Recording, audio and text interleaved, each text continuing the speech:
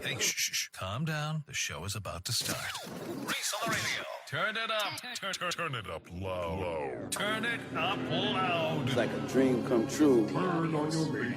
Reese is on the radio. Yo, let's get it. Due to the nature of this program, discretion does not exist. It's Reese on the radio. Right now on WTIC News Talk 1080. How we doing there, Roland? That good? Sounds a whole lot lower. Hey, what's going on, all you scallywags? Happy Friday to you. You know what time it is. All the news and all the views, scallywags. It's Reese on the radio on WTIC News Talk 1080. Welcome, everybody, checking out the show. I want to start today's program. But before I get into the opening monologue, I want to do something that I normally don't do. I want to give a shout out to somebody. I do it now and again, but this is a particular shout out. It's somebody that you know and love, who has been busting his hump for free. I got to find a way to pay the guy. That's how bad it's gotten. And now that I've said it, now I definitely have to do it. I want to give a shout out to none other than Mark of West Hartford, Mark Walsh, because we are going to feature him on the program today. And I want to do this segment because I am going to nurture Mark in a way that will make him the toast of the town. And they're going to come after him. And when I say people coming after him, there will be journalists and public officials alike. Mark, be ready. Be ready. They're going to come after you in so many ways. But I am going to nurture your, what I can only describe as like this thing that sort of energized you to do it. To go out there and get these stories and report on them. No one asked you. You took it upon yourself. You saw what was going on and you acted. And I know a lot of people give you guff. So what? A lot of people give me guff all the time. But when you're doing it for the right reasons, when you're doing it because, again, and you're doing it without even getting paid, the most you get are complaints. If you were paid in anything, you've been paid in grief. But you give a damn. And it's not about the money. It's about passion. So I have decided on my own, because he deserves it, I am going to do, when he does it, and I know this will probably encourage him to do it more. Sometimes I'm going to have to tell him, Mark, nope, not this time. Nah, not feeling that one. Mark, you'll have to get used to that. He said he's got an Irish sort of an ego thing where, it's like his Irish blood gets him inflamed when anybody tells him no. I understand. I'm there too. But I want to start something, and with his permission, he'll call in and he'll tell me. I want to do something called Mark Walsh Reports. I think that's a perfect thing. I pressed the wrong button. I want to do Mark Walsh Reports, and I'm going to feature it today in the opening monologue, because what he did today, I don't even think he realized it until I mentioned it. And when I told him, he went, oh, yeah, wow. And it's because he doesn't have an angle. And if you let people speak, they'll expose themselves. We'll get to it in a second.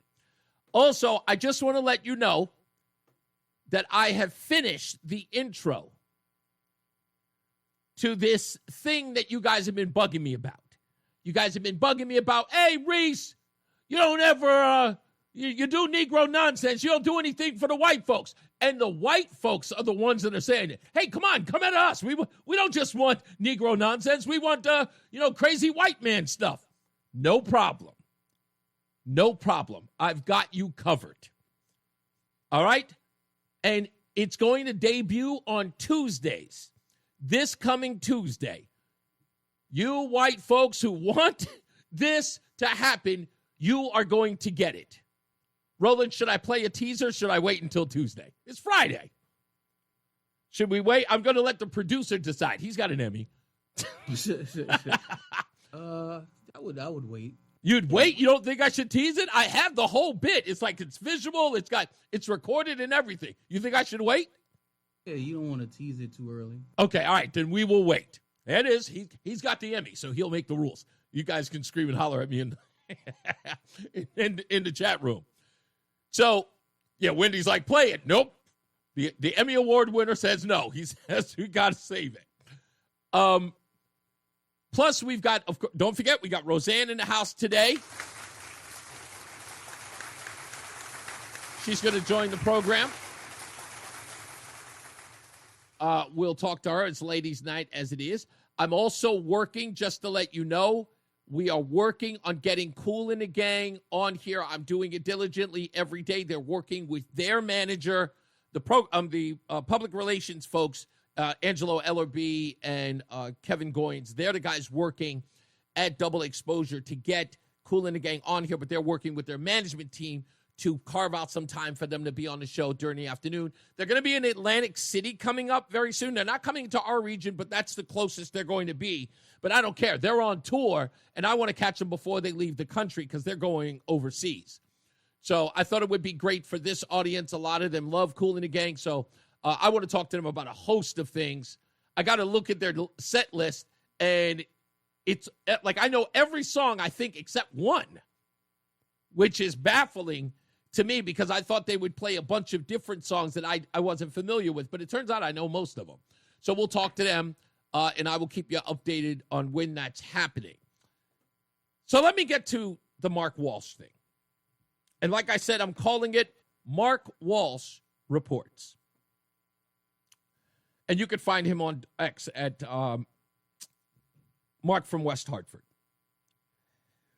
So he today ran into Representative John Larson, getting ready to go into this town hall to talk about the government shutdown. And everyone was told that the conversation was going to be exclusively on the government shutdown, nothing else. So Mark had to get down there to ask him about the story we've been covering about the Newington 7. And Mark wanted to find out directly from him, why haven't you been down there? He's spoken to everyone. And everyone down there has told him, we've not seen Representative John Larson down here. He cares about us. He's screaming and hollering to the president about the SS, and this isn't Germany, and this isn't 1939, all that other garbage. But he has not been down there to talk to the immigrants who work at that car wash or the gas station. But John Larson had something very alarming to say. Here is that audio, the first piece. Hey, John, Mark Walsh, retired Hartford firefighter. I know it's a one-topic situation here, so they already told me I can't go in and ask you a question. I'm going to ask you one question because I know you got to get in there. Yeah. So you were down in Newington 3-4 weeks ago. Yep. And, of course, your rhetoric made it national news. And Yeah. do you have anything to say to the ICE agents now that after that rhetoric, some of the things you said, along with politicians all over, but you've made national news saying the stuff you said. Right. Do you have any regrets in saying stuff like SS and Nazis and, you know, now that we know these agents are getting hurt and people are trying to hurt them and, actually kill them? They're trying to kill the ICE agents. Did you hear that? John Walsh is in the dark on ICE agents being attacked, and a national story that happened in Dallas less than a week ago where 2 detainees died as a result of gunshot wounds. Larson. I'm sorry? Larson. What did I call him? Walsh. Oh, yeah, I'm sorry. John Larson. Sorry. John Larson, yeah. So he's saying they're trying to get killed. It was like, what is he, insane? I couldn't believe when I heard it. They're trying to get killed? Where you been? You don't know that there's been an uptick in violence against ICE agents? John Larson, what's wrong with you? Yeah, I know. Mike's like, is he that stupid? No. Unless He doesn't know. But it got worse. Here's the other piece. Mark said, you know what? Let's get off that because the important thing is to find out what's going on in Newington. You haven't been down there. You haven't talked to anybody. I've talked to the employees there. No one has come to see them or even show any concern about their well-being. When Mark, who has told us, talked to the brothers of one of the detainees who says that who knows, they may come and get me next week. So he asked Larson about it. Did you know what they were arrested for at the Newington car wash? There were domestic abuses. Did they notify any of the local officials? Did they You notify guys the never went local up there. police? I go there, and you know what they told me? Did they notify the local police? You know what they told me? Did they that notify you haven't the been mayor? up to the car wash. I've been Mayor to the car Trister wash. hasn't. I've been I was to the just car. there 2 days I ago. was just with the owner last week. Oh, no, this car wash where it happened. Yes. You were there with the owner. No, not with the owner. I was with the owner last week. I drove by there. No, I'm talking stopped about by- going there physically That's to right, talk to them. going physically there where it was. Yeah. Yes. But let me ask you, did you know that they So, were in arrested? other Just words, let me so ask these this. are hardened criminals. Now, Larson said something in that piece that blew my mind. He says he went there to meet with the owner. Why? The owner is a lawbreaker, isn't he? What did he go down to meet the owner for? To tell the owner, perhaps you should stop hiring illegals? Talking about you met with the owner who's hiring people who he shouldn't be, probably paying them off the books, because 7 of his employees, that owner's employees, are now detained for several things, like fake Social Security numbers, fake IDs, for domestic violence.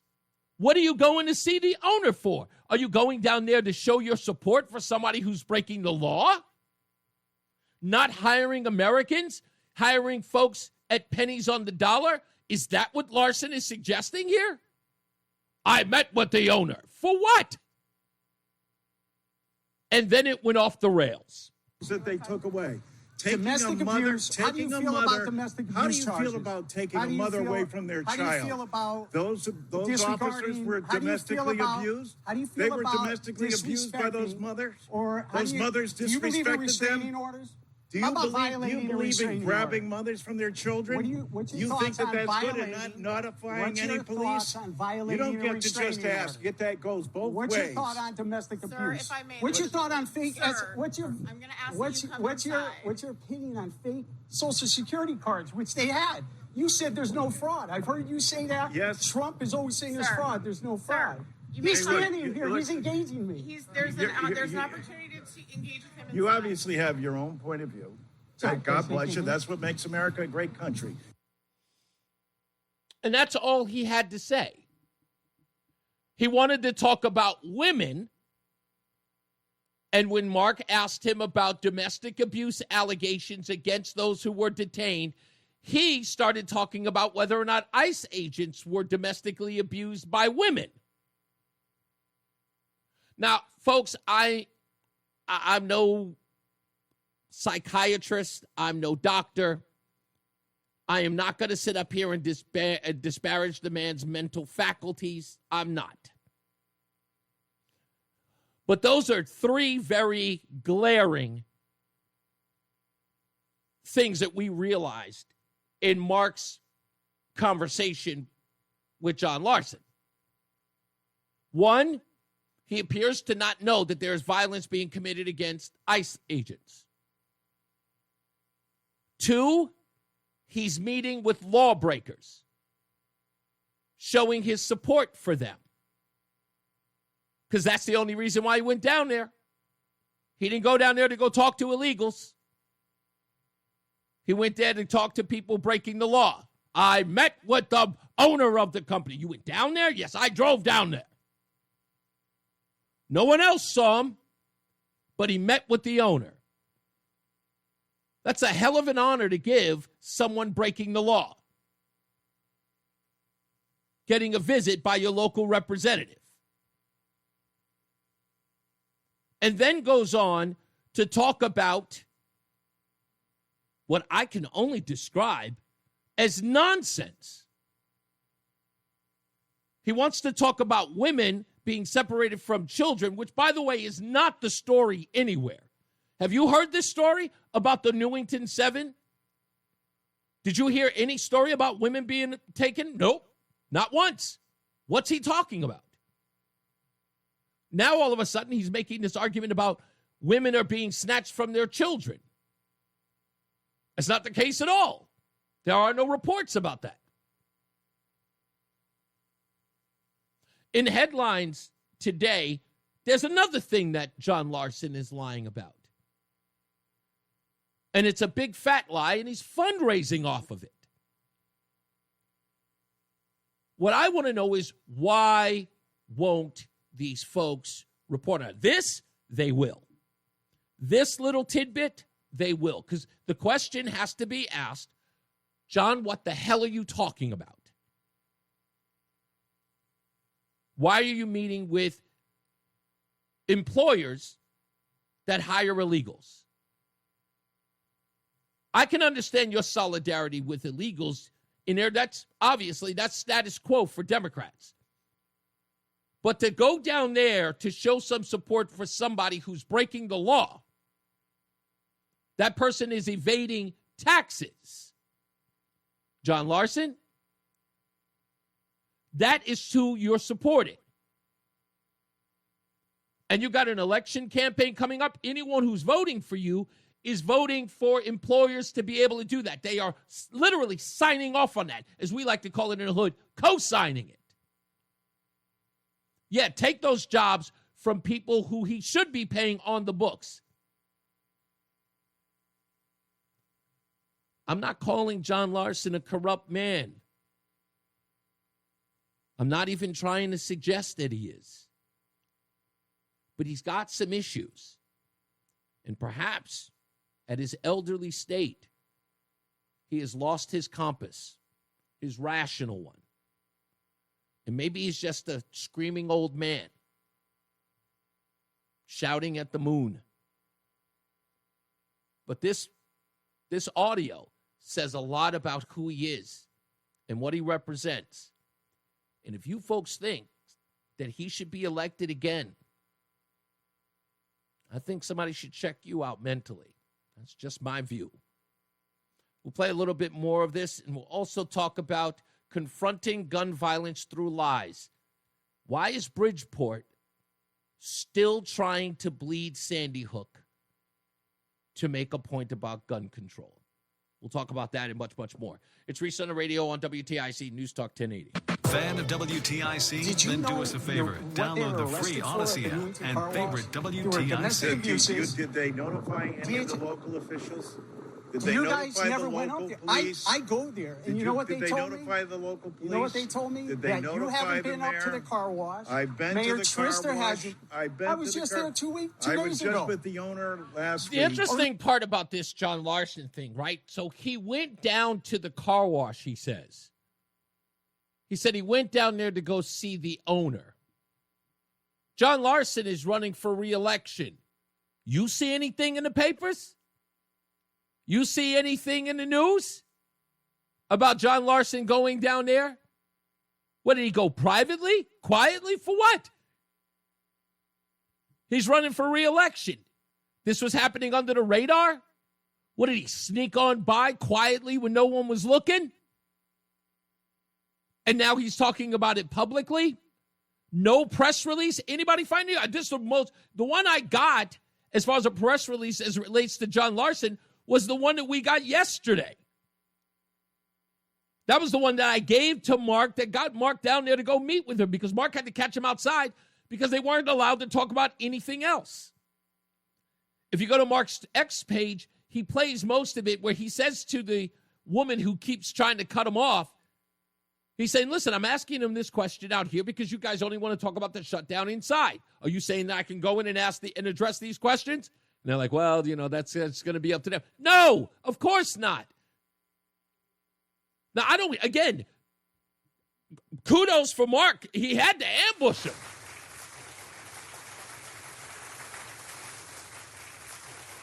And there's a reason why. You have to recognize this. The reason why Mark's got to do what he's got to do is because you know no one else is.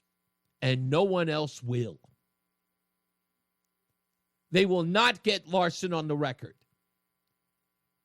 And what you may think while you're looking at that, just going, well, the guy wouldn't answer any questions. No. It's not about whether or not he's answering any questions. It isn't even about him being argumentative. It's about what he says when he is. And he reveals himself. He says he's going someplace he knows he didn't go. He talked about things clearly he knew nothing about. ICE agents are being targeted? Yes! What are you talking about? It is the story. It's covering everything. I mean, what is he watching? Netflix? This is the guy who's supposed to be representing you, who isn't abreast of the issues? And to be honest, look, that doesn't mean I'm rooting for Bronin here. But I would suspect Bronin would have an answer. But that's probably why that guy will go into hiding as well. He'd never answer these questions. I called Larson's folks. Mark got me a telephone number to call these guys. And the first thing I said to the guy I gave the card to, I said, I understand you guys chuckled when you heard my name. And, of course, he punked up. Oh, no, I would never chuckle.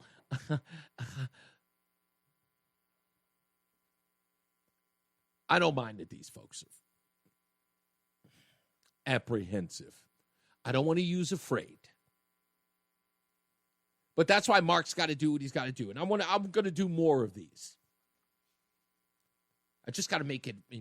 I need Mark to blow up because this is great stuff. And a lot of these guys are missing it. I had a conversation with my guy, Mark Fitch, over at Connecticut Inside Investigator, which for some odd reason, he doesn't know that I big up that platform all the time. I told him yesterday, he was like, really, you do? I'm like, yes, all the time. So you the guys actually doing news over here. But I was talking to Mark Fitch yesterday. He's got a story coming out on Monday, ironically, about the bozo who called me a Sambu. He's got an article on Monday about that. We'll talk about that as well in a minute. Because we got a guest today, Dr. Glenn Lungarini is the executive director of the CIAC, the Connecticut Interscholastic Athletic Conference. We'll have him at 4:05. But Mark Fitch is doing a story about that. And I said to Mark Fitch, I'm like,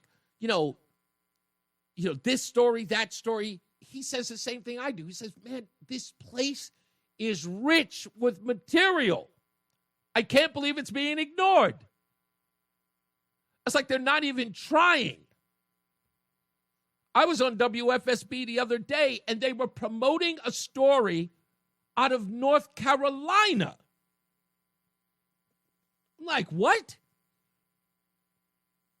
Our local news, with all due respect, when you know that your local news, again, plenty of stories, when they're covering car accidents like a bunch of beat cops, it's dead around here as far as journalism is concerned. And they're wondering why they're hemorrhaging. It baffles me. It baffles the mind. Let me take the phones real quick because I want to get into this Bridgeport story about teens confronting gun violence. And I knew it was going to be quite the yarn. So I'll talk about that in a second. Let's go to Bill. Hello, Bill. Hi, Reese. How you doing today? I am pretty good, sir. What's up? I want to thank Mark for his attempting to get answers out of Congressman Larson on the issue in Newington. I'm dismayed that my congressman is seemingly uninformed about many issues. And do you think he's Bill? When the conversation went off the rails, it's my belief that Congressman Larson was was just trying to was trying deflecting, wanting to talk about other issues that had nothing to do with what Mark was asking. I don't think, Bill, I will say this. What I think was happening there was John Larson was not prepared to have to answer it because no one had. His story, that screaming and hollering about the SS was making national news. And the fact that I remember. And what Mark is asking him is, aren't you rethinking that after they're getting killed? And then to play, they're being assaulted, like he doesn't even recognize that his rhetoric could very well be part of the package that is responsible for putting ICE agents in jeopardy. And then to play like they're in danger? It was just absolutely baffling. Bill, let me go on. I appreciate you, buddy. Let's go to Brian in Tallinn. Hello, Brian. How are you? Hey, Reese, I'm doing great. Wanted to pass along something. I found out last week that there was a new change to federal regulations that took effect August 1st of last year. Okay. And it deals with education. I think I'm in my car. I don't have the reference. I think it's 34 CFR section 361. Okay. Don't hold me to that.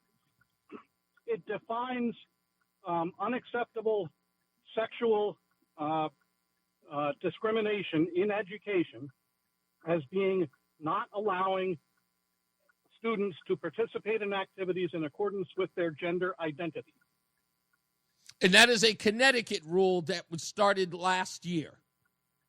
No, the Connecticut's had that rule for a long time. This is a federal regulation, published change to the federal regulation that took effect last year. Okay. But wouldn't that be null and void now with the new administration? No. They can't just erase regulations. They could go through the rulemaking process to change the regulation, but as far as I can tell, they have not started that. Okay, that seems almost incredibly odd. And Linda McMahon has not addressed it anywhere yet. I searched the federal regulation to see if there was any notice of proposed rulemaking to change that section of the regulation. I could not find anything. Here's what I'm going to ask you to do, Brian. How long are you going to be in the car? Just a few more minutes. Okay. One other thing I did want to mention on this is I contacted my congressional representative and my two senators. Who are they? To bring it. The congressional representative is Joe Courtney. Okay. The senators are Dick Blumenthal and your favorite, Chris Murphy. This was about a week ago that I contacted them. I did get an automated response from Joe Courtney that said he'll need to take some time to investigate and review the situation before he can answer. Okay. Chris Murphy also sent an automated reply that said his staff puts together a digest every week of all the communications they have from constituents. Right. And they'll take action based on that. But he pointed me to his issues page, and his issues page proudly claims that he supports the right of transgender people to participate in sports. So I think I know what his position on. Yeah, I think he's made that clear. I did not get any response at all from Dick Blumenthal. And you won't. Here's what I want you to do, Brian, if you could. When you finally get to your destination and you get an opportunity, get the exact statute so that I can look it up, and then I can sort of counter whatever that is and see if the Trump administration has addressed it in anything. Can you do that for me? I can. Actually, I just got to my destination, and I have looked it up. Oh, okay. You got it. It is 30. Yep. It's 34, Chapter 34, Code of Federal Regulations, Section 106.31. 106.31? Yes. Okay. And the opening paragraph says that sexual discrimination is not allowed unless it has only de minimis harm, and it then says not allowing students to participate in accordance with their gender identity is more than de minimis harm. So it's quite explicit. Okay. Well, we're going to look it up, and then I will be able to see if there is any countermeasures by this administration against that, or if it's just sitting there. Because you know how it is. There's a regulation that'll sit there alone by itself, and no one recognizes it until it's brought to their attention. But I will look into it. That's true. Okay. All right. Thank you. Thank you, Brian. I appreciate you, sir. Sorry. You're welcome. And if as the president of the Chris Murphy fan club, you have some special in to get a response from him, I'd love to hear his response. I have an in. I just haven't used it yet, but I will be using it when I have some physical ability to. But I'll let you know about that in due course. Okay. Great. Thanks, Brian. I appreciate you, man. No problem. Let's take a break. We'll be back. More news, more views, and I'll get into this story real quick. We may have to wait a little bit, but it's called Enough. Teens across Connecticut to read plays confronting gun violence written by their peers. But one particular subject matter is absent, and it sounds weird since it's happening in Bridgeport. We'll return. It's Reese on the radio on WTIC News Talk 1080. It's Reese on the radio on News Talk 1080 WTIC. Yeah, we are back. Yeah, Matty O, I'm with you, man. I'm not a big fan of Fridays. That's because I'm going to miss you guys. But, it's got to happen. Roland's got to, go bowl or do whatever it is he does on the weekend that clearly I don't do. You bowling this weekend? I'm sure you are. Of course. Of course. Are you doing any tournaments or just for the fun of it? I don't do fun bowling. You don't do fun bowling? Like you've... that doesn't make any sense. You don't do just family fun bowling with your daughter and your wife? Not at all? Nah, never. Can you imagine? Can I make an assumption here? It's sort of like why you might not do it. Do you think that you would be extremely competitive if you had to play against your family? Like you would make it you would make it unfun? No, it's just not fun. It isn't really. If they wanted to. Well, first of all, they hate bowling, so they don't like to go. I can imagine why. But if they did, I wouldn't. I'd just watch. So you wouldn't play. You would just watch. Yeah. So you wouldn't get a season-ending injury like they do in. No, it's just when you're competing every weekend at a high level, if you're not practicing, then you're not. Then you just. It's a waste. Yeah, you're really not interested in. Do you? I know you said you had a regimen, like a health regimen. Do you have to do certain exercises? I don't know if I remember I asked you about that, but I may have forgotten. Like, do you have to go through a particular body training or something like that, physical training? Well, a lot of people don't, but the ones that are really good, they all work out. They work out more than they practice. If you listen to the guys on the pro tour, yeah, a lot of the great ones, they'll tell you they work out more. They work out 5 times a week, and they may practice twice a week. Huh. So no family fun for you. I mean, it's family fun, but we don't have to do that. No, I mean family fun in the bowling. I almost feel like you're the kind of guy who walks past the regular bowling alley and sneers. Like, look at them. Amateurs. They don't even know what they're doing. Nah, I don't even care about stuff like that. I go. You know what? What's crazy? Even from someone that's not really good, you can still learn something from them. So really? I watch people, how they bowl, when their ball strikes, what it does, and it doesn't matter if they're a 120 average or a 230 average. You can learn something from them all. So, I guess that would be the case. That you sort of can see common mistakes to make sure that you don't do it. Yeah, mistakes, and you can see some good things because they still can bowl. Just because they're a 120 average doesn't mean that they can't bowl strikes and bowl good strikes. It just means that they're not consistent to string them together. I was asked, in fact, every time I've ever been in a bowling alley, I've had people approach me and say, you should join a league. And my response to them is, I'm garbage. What are you talking about?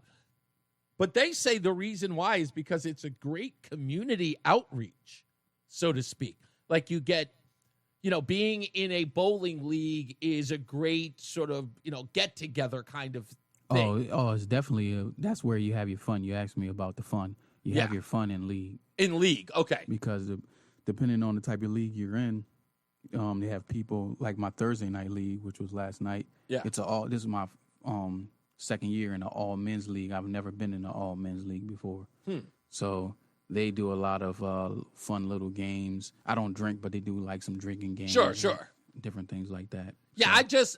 I get it. Like, it seems cool. And look, I don't even mind the matching outfits. But yeah, we have matching shirts. Matching shirts. Yeah, I don't even mind that. I think it's cool. I mean, I think that's kind of fun. But, I don't know if I can dedicate that kind of system, like going out every, that particular day. Like you got a Thursday night thing. I can't dedicate that. I like some free-flowing stuff. Mary says that I have video of you bowling. I know you do. That's my ex-wife. She has video of me. You have a lot of videos of me. And I mean that in a respectful way, folks. That's not what I'm talking about. Yeah, you're going to get in league, though, so be prepared. Yeah, I don't know. Maybe. I ain't know. I don't know. It's happening. That sounds like a threat. It's happening. Oh, so I am going to join the league. Yeah, Roseanne will make me get out of the house and make friends. Make friends, Reese. Make friends. That's what I'll go through. I don't know. I want to see what video you're talking about there, Mary. I wonder which particular bowling night. I used to love doing it. I just don't, I kind of love doing it. It just seemed like gotta get you some $200 shoes, a $200 bag, 3 $200 balls that'll run you about $1,000. Goodness gracious! You'll be ready to go. That seems like a lot of money. It seems like a lot of money. I don't know. Maybe we'll see when we get up there. Connecticut seems like the place where I would actually be a part of a bowling league. Yep. Anyway, all right, we got to get to the top of the hour news with John Silva. I hope not to exhaust him today. I want to ask him about that. We'll be back. It's Reese on the radio on WTIC NewsTalk 1080. Reese on the radio, making sense of the news. Yeah, even when it makes no sense at all. Now on WTIC News Talk 1080. Also, in an hour, we're going to be talking to Dr. Glenn Lungarini, and it takes me a hard time saying his name. Dr. Glenn Lungarini, who is the executive director at the Connecticut Interscholastic Athletic Conference, and he will talk to us about this whole Chris Baker of the NFL, formerly of the NFL, and that debacle that's going on over at the Windsor High School. Yesterday, I was having a conversation with somebody who is very closely involved with this, and they said some things that I'm going to disclose, but I'm going to keep their reputation intact. I'm going to not reveal who they are, but let's just say this individual, I reached out to them, and they responded, and they pretty much gave me some details behind that story. Also, this may be kind of breaking news. You may have heard that Chris Baker was to have a press conference this evening about what's going on at Windsor. I learned yesterday that has now been canceled. I think it has very much to do with the developments that I've been reporting on as of late, especially as it relates to the young man who called me a Sambo. When you can't get the racial slurs right. Sambo, not Sambo. It relates to him, and I will talk a little bit about that with Dr. Glenn Lungarini, because all of this stuff has led a trail down to the most insane story that you've ever heard. And we'll break that down with him, and I'll tell you some other details about that. So stay tuned at about 4:05 when we talk to Dr. Glenn. So the Connecticut Mirror had a story that said, enough, teens across Connecticut to read plays confronting gun violence written by their peers. So they got a bunch of young kids to write about gun violence in their community. And these kids that are featured in this article are out of Bridgeport. But in reading the article, I just wanted to say, okay, I don't know how this is going to address gun violence or how this is going to help these kids, but okay, let's just take it for what it is, right? Let's just read into it. So it says, teens from around Connecticut are speaking out against gun violence by performing a series of 6 short plays written by their peers.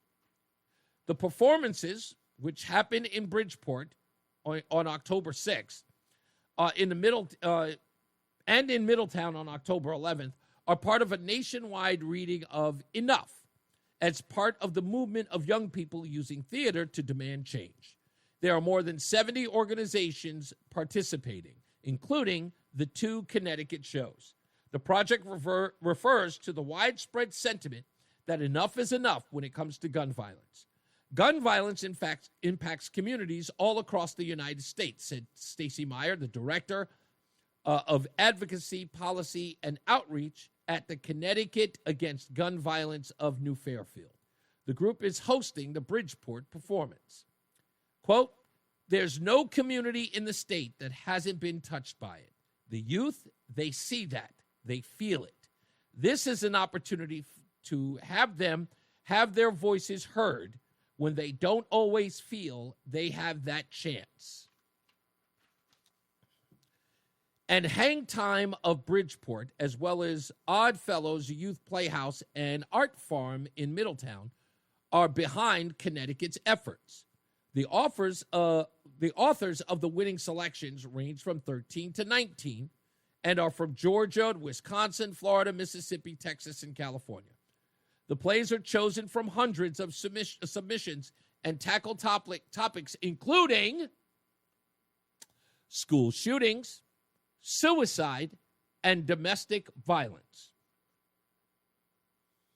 Michael Cody founded Enough in 2019 to promote playwriting as a tool for self-expression and social change, and tapping into the younger generation's spirit of activism, as well as developing their individual voices. Each community can personalize the experience and make them relevant to their audiences, he says. The writings confront gun violence through many lenses, including intimate partner violence, systemic racism, and the grief borne by survivors and families. Now, as I'm reading this, I keep saying, isn't something else missing? If you are listening to that, are you noticing some particular gun violence that is absent from this? Look, I understand the school shooting thing. That's a thing. I understand Sandy Hook will always resonate. It will be in our bloodstreams. Okay, as nutmeggers. Get it. Isn't there another topic that we can talk about that is missing or omitted from this dialogue? Anybody? There are no overwhelming statistics that say that there is gun violence related to systemic racism. There is gun violence in black and brown communities due to gang and drug culture, and the kids in Bridgeport experience that daily. Why is it not on the list? I noticed something in it, and I don't really remember if I told you this, but I don't have a choice but to say it now. And it was something that I saw that really made me mad. And I rarely do when I see something on television. But in 2012, after Sandy Hook, President Obama held a press conference talking about what we need to do to protect our children. And during this press conference, I don't know where it was, and forgive me for not remembering, but you might. But while he gave this press conference, he had a group of young people, very young, roughly about the age of those who lost their lives in Sandy Hook, behind him. I believe there were about 2 young girls and 2 young boys. Forgive me, I don't mean to bring race in it, but it's important. There was 1 white boy, 2 white girls, 1 young black boy. Now, for a president who always made things about race, Trayvon could have been my son. He never allowed the young black boy to step up and speak. The other children were allowed. Again, this is Obama, who uses race as a cudgel. You know he does. Always has. But did not allow the young black boy to speak, which I found odd. He took a picture with the young man, shook his hand, but he was sitting there. Every kid there had a statement prepared to read, but the young black kid did not. Thought it was odd. And that was always the case, that the conversation was always about school shootings. That always made me mad. I get that sometimes the school shooting stuff is an issue that has to be addressed because we're asking ourselves what's going on with our young people. It's a valid question, especially in the schools. And if it's happening in the suburbs, clearly what everybody believes is a charmed life, and there are kids who are despondent, who are grabbing guns and shooting up the school because of things like being bullied or not fitting in, that's a problem. But per capita, the rate of kids who are dying are in the inner city. We know that is a fact. My question is why don't they care? And these people who are supposed to be addressing gun violence won't even talk about it. They set the criteria for you to write plays about it, and it ain't about the kids being murdered in Bridgeport or Hartford or New Haven. Not even discussed.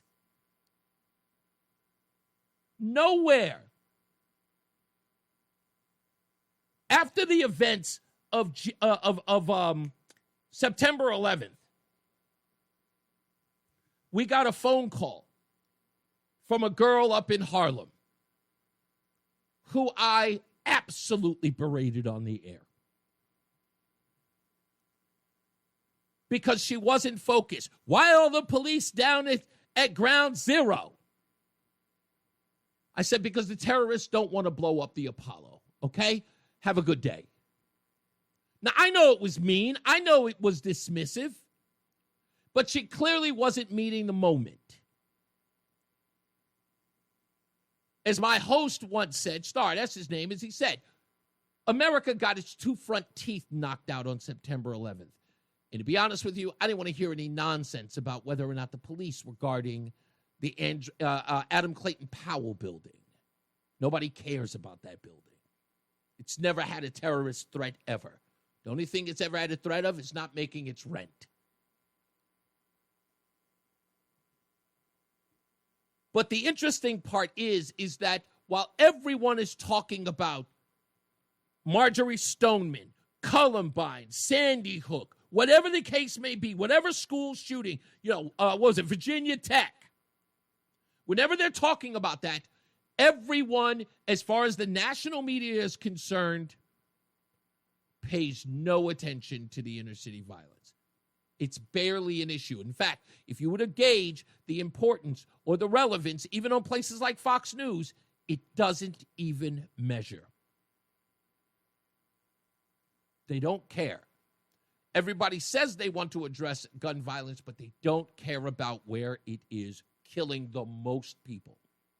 And a part of this is, of course, the civil rights organizations, these corny, fake, phony, radicals on the left. They don't care about it. I'm sorry, Antifa doesn't care about it.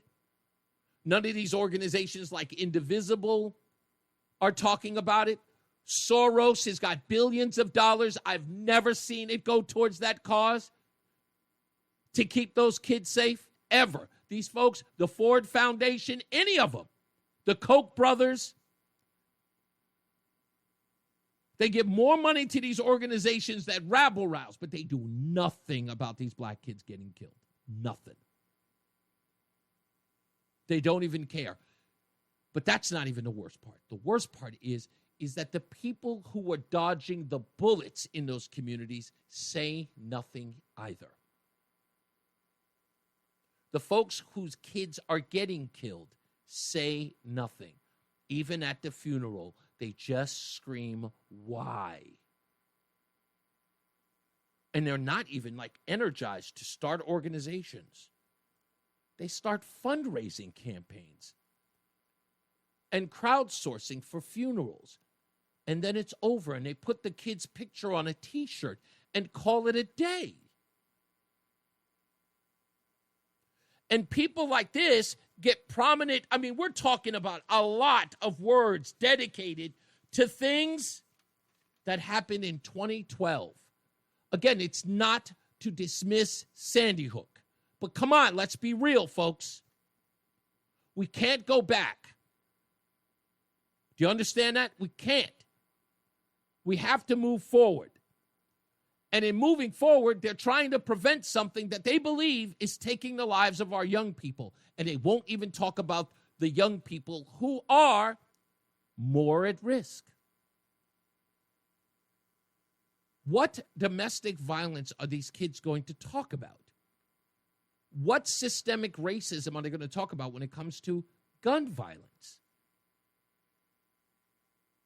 The only systemic racism that these kids are going to have to deal with as they get older is going to be their right to bear arms and protect themselves from the lunatics with illegal ones.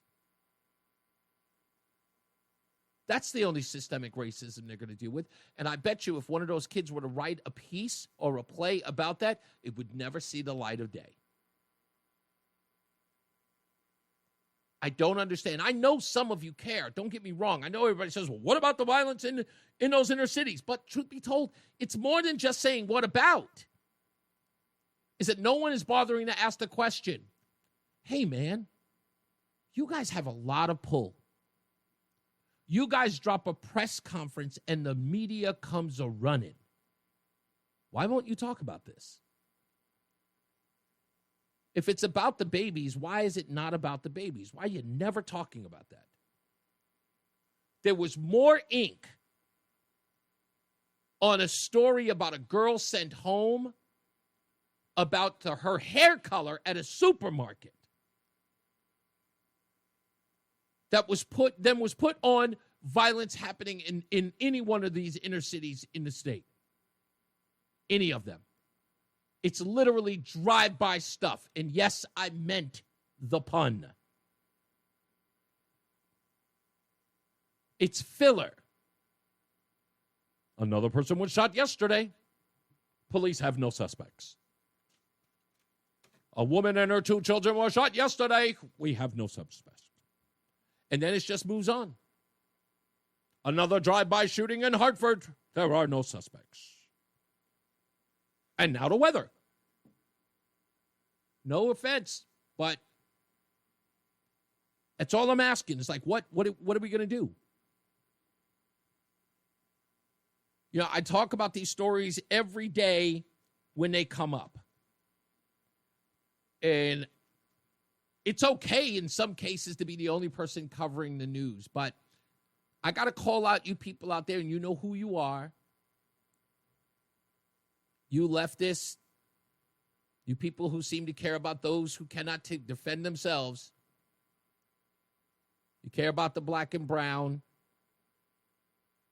You care about the illegals. You talk about parents getting separated from their children, John Larson.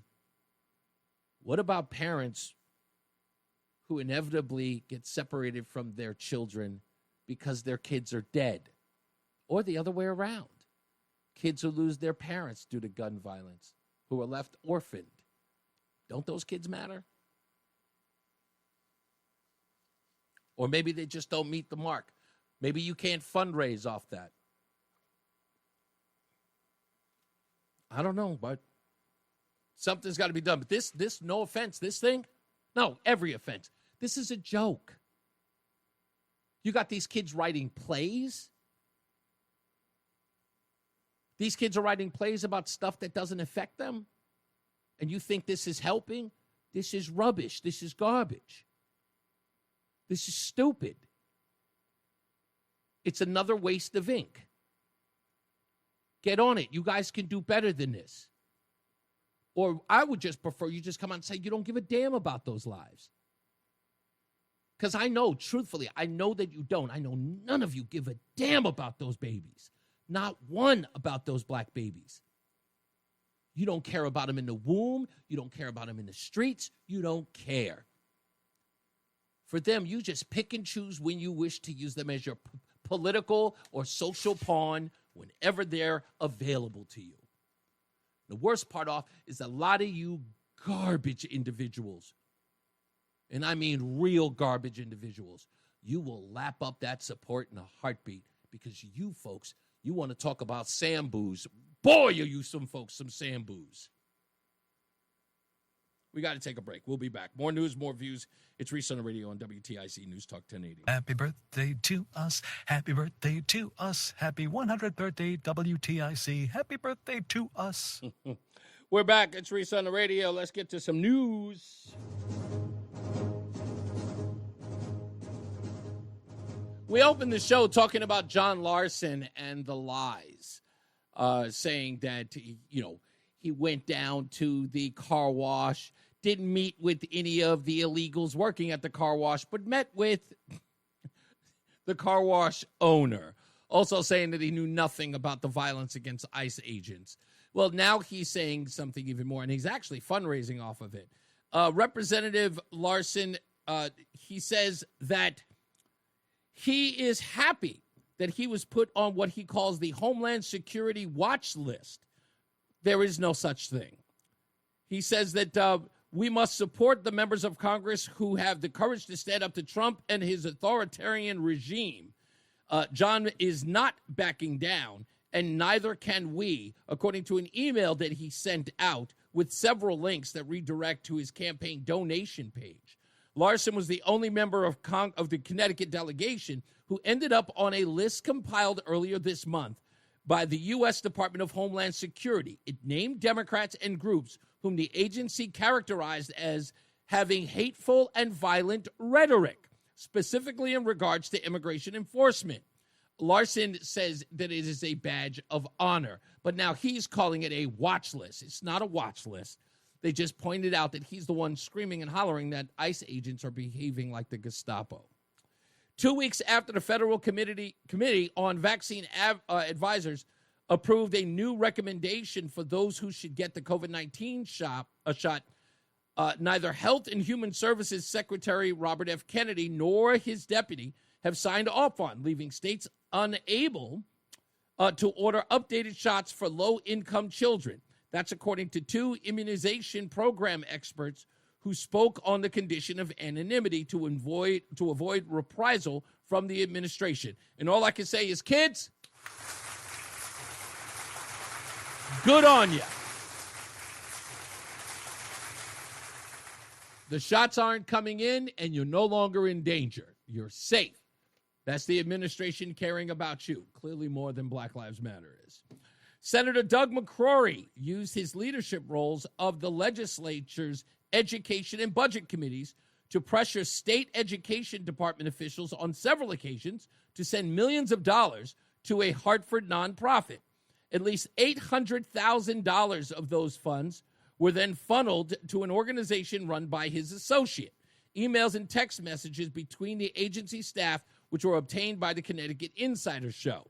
3 years ago, McCrory secured $500,000 in an earmark in the state budget for the Legacy Foundation of Hartford to support children being bused to schools in the suburbs. Records show that nonprofit kept $200,000 and sent the remaining $300,000 to the Sheba Resource Center, a small nonprofit run by Sansere Cicero Hamblin, whose relationship with McCrory is under federal investigation, as well as the Blue Hills Civic Association a separate nonprofit that has also directed a substantial amount of money to Cicero Hamlin.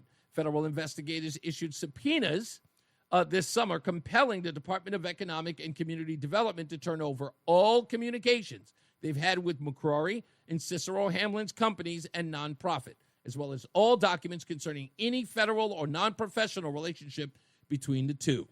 After Legacy received the $500,000 grant in fiscal 2023, McCrory, the next year, pressed the Education Department officials to boost that to $500,000 to $2 million a year, despite the earmark in the state budget remaining the same.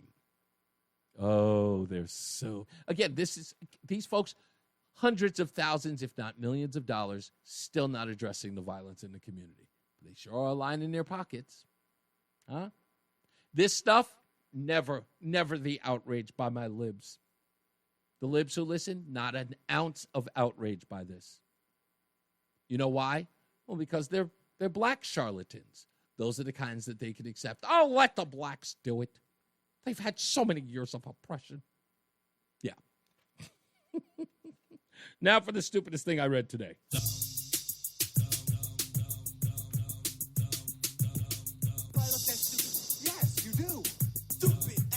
This could very well be the stupidest person on the face of the earth. There's an article, an op-ed, to be specific, in The Day. It's written by Mike DeMauro. I sent him an email to see if I could get him on the program because I wanted to talk to him about it, and I made it clear I did not lie to him. I told him that his article was going to make the stupidest thing I read today. And the headline reads, "The USA is no longer worth rooting for." And the reason why I chose this article was because it was something that I was saying a couple of weeks back about the era of Trump and everyone blaming Trump for their own bad behavior. And DeMauro writes in this article about how outraged he was at the Ryder Cup and about fans who were shouting expletives at Rory McIlroy and other players, and how rowdy and unruly it got. And in his article, he talks about this. He goes, there are so many instances in sports now that sustain Holden Caulfield's phonies, not at least of which are those I get to play for my country events with those hollow USA, USA chants. Right, USA, USA, wrap yourselves in a flag for a while. Then before you get to your car, resume divisiveness. Remember when we hated each other's team more than we hated each other? Example, crowd behavior at the Ryder Cup, he goes on. But here's the interesting part. While he's complaining about the behavior of the people at the Ryder Cup or behavior of our everyday Americans, he decides instead of doubling down on his own patriotism, he's decided to go in the opposite direction. He's decided to be more like the people he has issue with. In essence, he's joining the fray, and he's blaming others for it. That part I don't get. See, again, this is, and the reason why I wanted to talk to him, I wanted to ask them the simple question. Dude, what do you mean you don't want to root for the USA anymore because of other people's actions? Why would you blame them? If you are truly patriotic, you don't need anybody to influence you. You don't need the roar of the crowd. You don't need anyone to tell you what to do. You either believe what you believe or know what you know. If that is now changing because of what you saw at the Ryder Cup or what you see from fellow Americans, then you've never had, you don't have an ounce of integrity. You were so upset about it that now you've decided to behave badly. Maybe the truth is you always wanted to. That deep down inside, you want to be just as bad as those folks. Perhaps it's not disgust, it's envy. Maybe there's a little bit of petulant child. Well, they get to act all rude and disruptive. I want to do it too. And maybe that's the case. So, I wanted to ask him that. It was like, what's your beef? People are going to be unruly. Yes, people at sporting events where there's alcohol served. Fights have been happening inside the stands all the time. Hell, Philadelphia got so rowdy. You remember what they did to Santa Claus? They pelted Santa with snowballs. They, with a lot of other things too, but that's what they did. I mean, one of their, I think it was the Link. Wasn't it the Link? One of the first NFL stadiums to have a jail and a judge inside them? Like, what are you talking about? Did you just wake up from a coma for the last 50 years? This is par for the course. And while that's happening at the Ryder Cup, there are other places where true patriotism exists. But here's what I think the truth is about tomorrow. What I think it is that he would never be caught dead in the places where that's happening. Like Trump rallies, like church, like religious gatherings, where people are wishing peace upon their neighbors, getting to know people, spreading the good word. He wouldn't be caught dead there. So now, because of the Ryder Cup and how rude we were to a bunch of foreigners,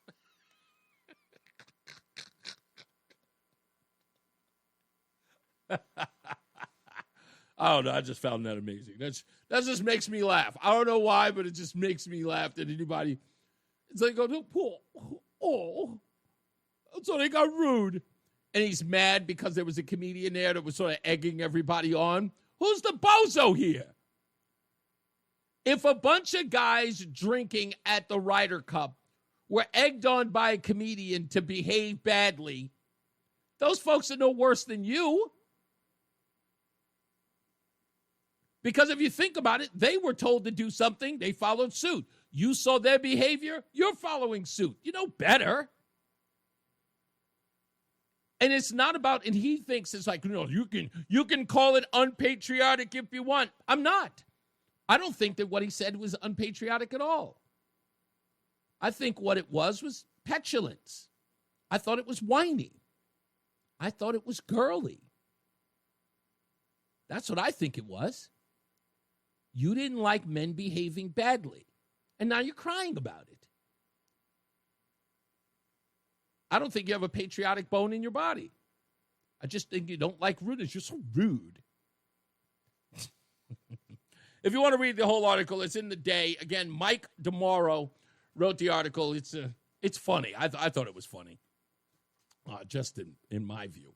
We got to take a break. We'll come back. We got traffic and weather coming up as well, and John Silva's also coming up with the news at the top of the hour. And don't forget, the next hour, we've got Glenn, Dr. Glenn Lungarini, who's going to be coming in from he's the executive director of the Connecticut Interscholastic Athletic Conference. Stand by. We'll return. It's Reese on the Radio. It's Reese on the Radio on NewsTalk 1080 WTIC.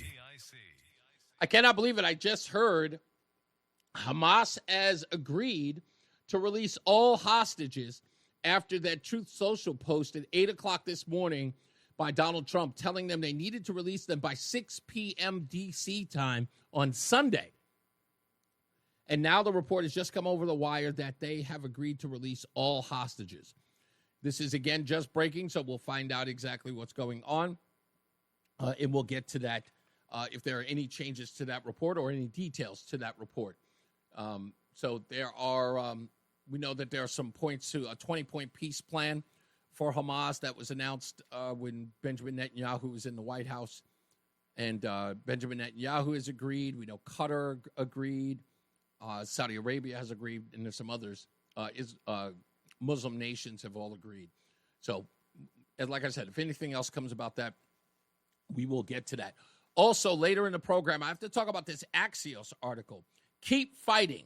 Democrat lawmakers squeezed on government shutdown. Not that this is news to you. If you listen to this program, you know I was way ahead of this. They are not being governed by anyone but the radical left and the so-called grassroots organizations that have millions of dollars in their coffers from plenty of donors. And I'm going to read to you out of the Axios article what the Democrat Party is, in essence, being told. And you think about, when I read this to you, I want you to think about it from this perspective. While the mainstream news media is saying, well, what about all of those people who won't get their paychecks? Yeah, ask the Democrats about it. But aren't the Republicans, shouldn't they cave to some of their demands? No. They're the ones holding it up. We're not going to cave. We're not going to give them this $200 billion that they're asking for. It's just not going to happen. Just come along. We'll discuss that later. We'll have it out like we always do.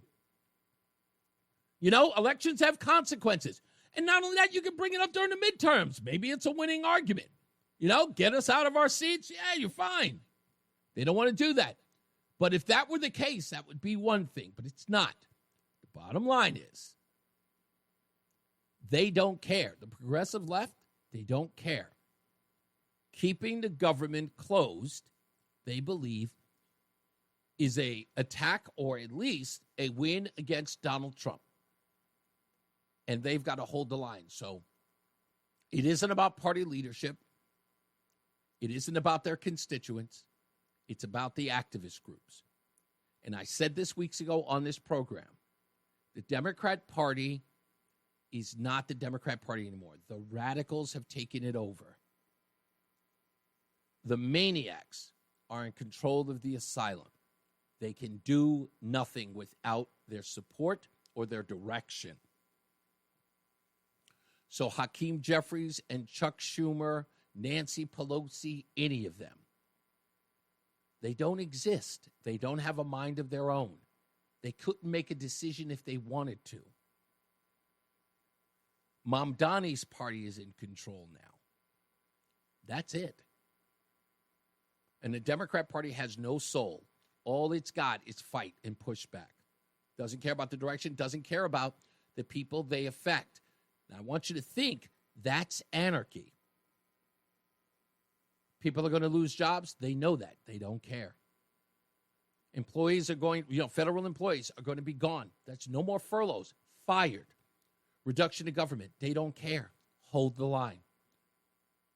Now, if you know that there's a group of people that are really that radical to affect the economy, cost jobs and all that stuff, they are willing to hold that line until it gets really, gets really bad. And what are those people saying? Hold on for health care for illegals. That's what, talk about holding hostage. The Democrats are not holding the rest of us hostage. The Democrats are the hostages here. And that's the truth. Let's get our first check of weather and traffic with Mark Christopher. He's in the BPS traffic center. I'm going to have me a peanut butter and jelly sandwich. It's about that time. Hey, Mark.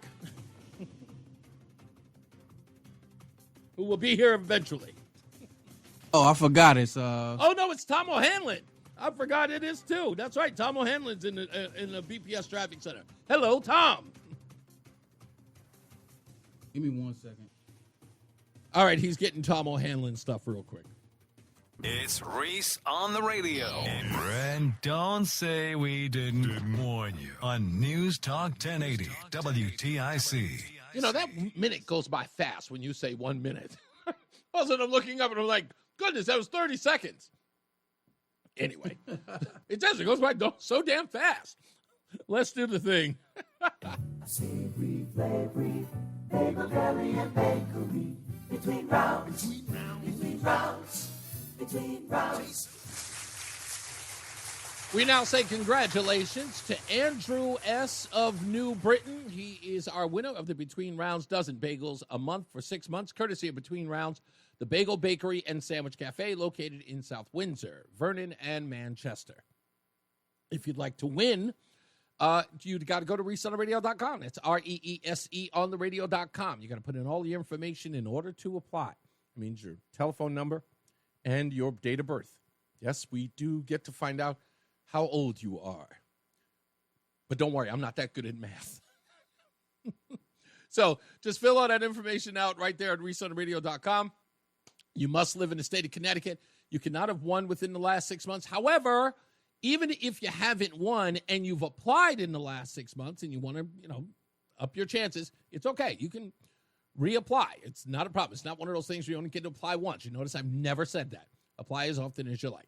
But, when we find your name, we'll pick you up. We'll send you an email first, let you know that you've won.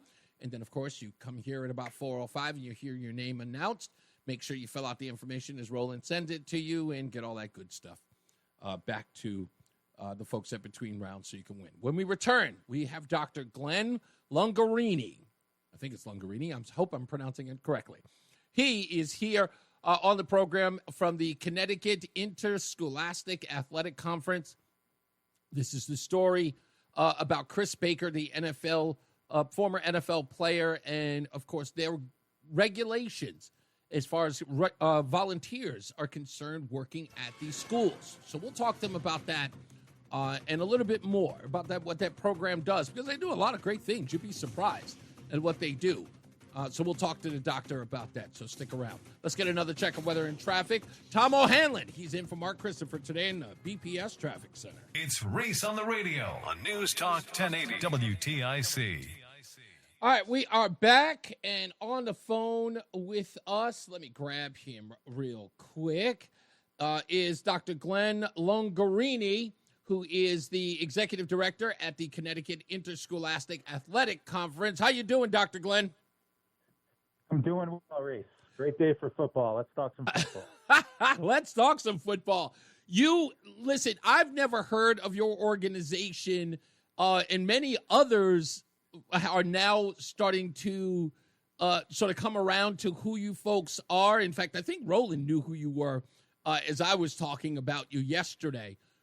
What is the Connecticut Interscholastic Athletic Conference, and how is it relevant to high school football or sports writ large in the state?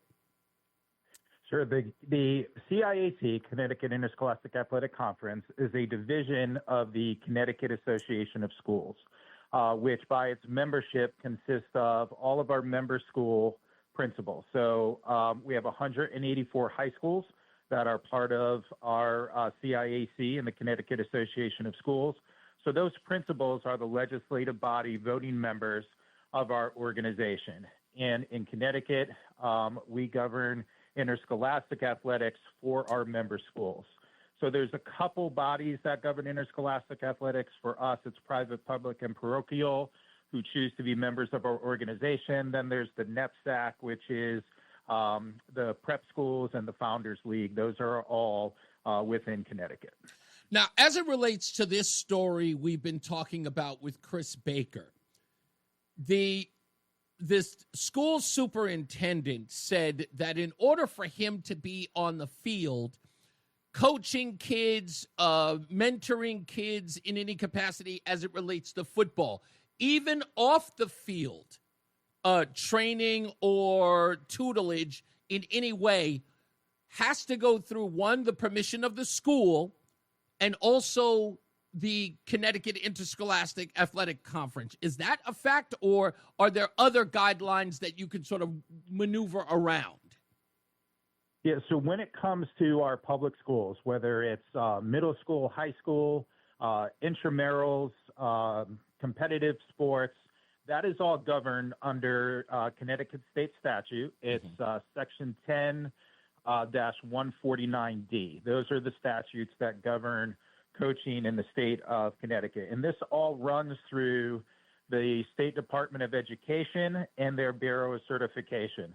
So under those statutes, if you are not a teacher in a school system, there is a 45-hour class that has to be taken before you can interact and coach with the kids in any capacity, volunteer, paid, or otherwise, right, when we are part of our member schools. And the reason for this certification, now I can answer this question because I've often talked about it here on the air. Many years ago, I want to say it was like 2005, I coached my son's little league soccer team. And before I could become a coach, I had to get what's called an F1 license. Now, I know it's probably a different license state to state, but that's what it was called, an F1 license.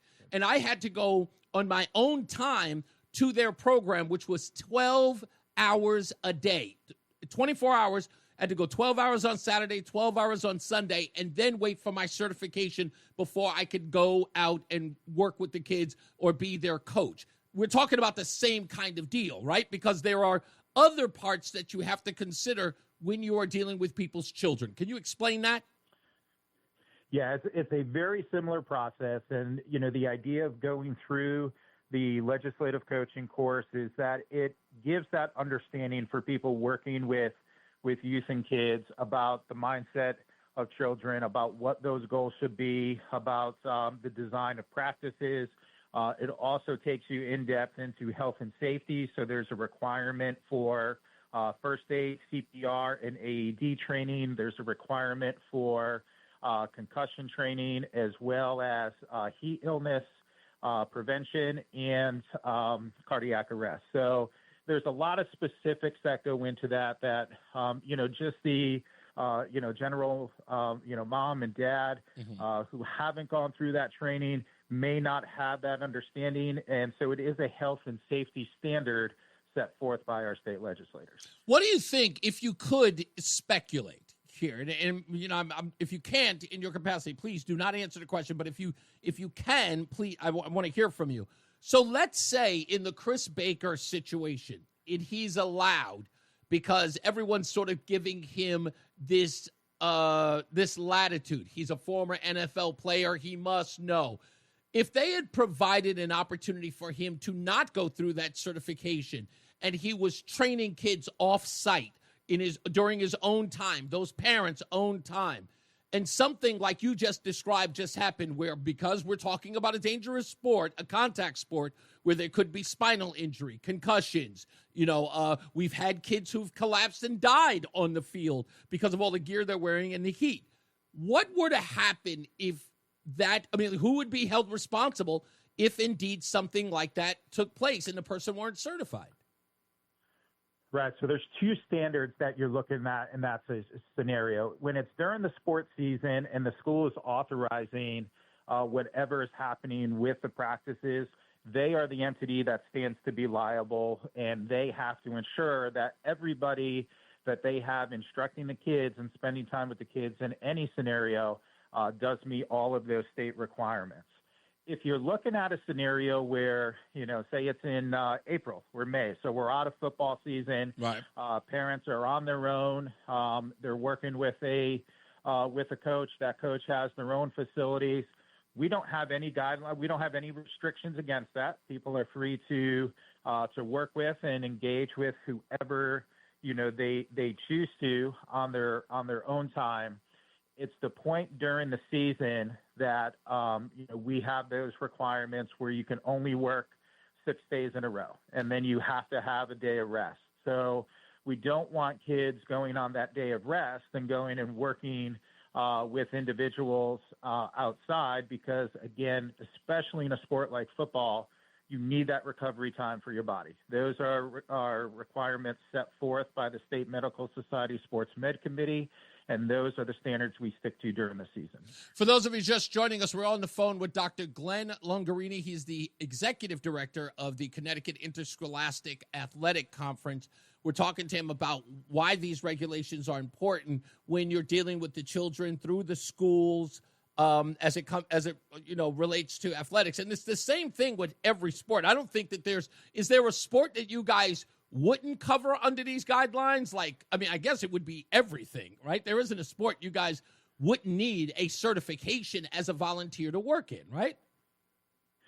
That's correct. And again, we follow state law. So if it falls under state law, that is where the CIAC guidelines also fall. So that standard exists for every coach, paid, volunteer, intramural, anything going on within the schools. That is the standard, and that is the requirement of state law. So that is what we follow. So I don't know how much you know about the Chris Baker story. I know I think when we spoke yesterday, there were some things that you were learning about it. But let me ask you this, but let me sort of give you some background, and then I'll get your response.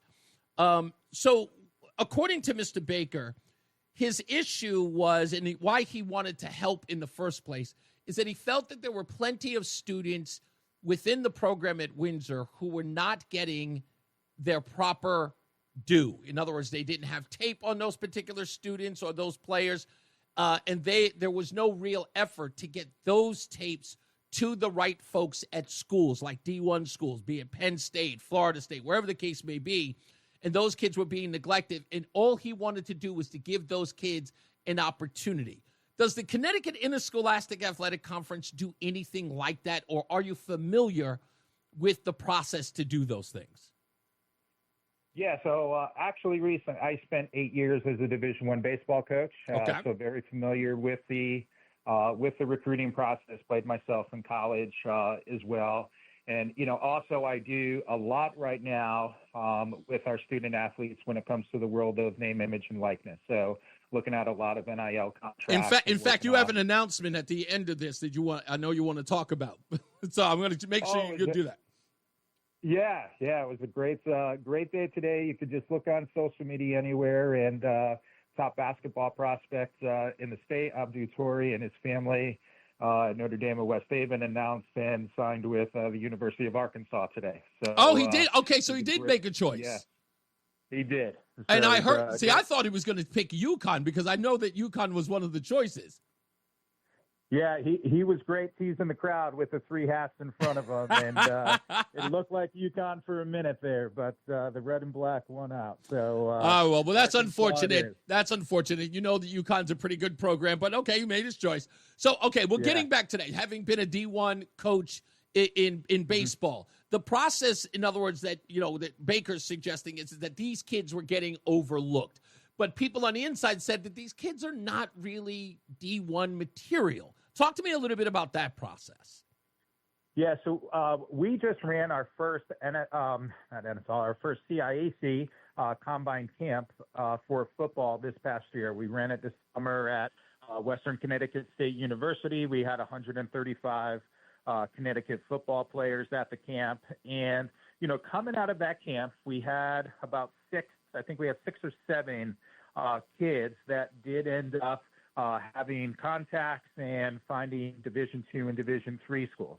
So similar to what you're saying, it wasn't, we didn't see that D1. Now across the state, we do have those D1 signings. We do have those D1 players, but again, if you are a D1 level player, the coaches know you. If you can play, they're going to find you. I know Windsor, just from my familiarity with the school, Windsor they have all the huddle programs that the top programs have. They have a strength and conditioning coach, which a lot of schools don't have.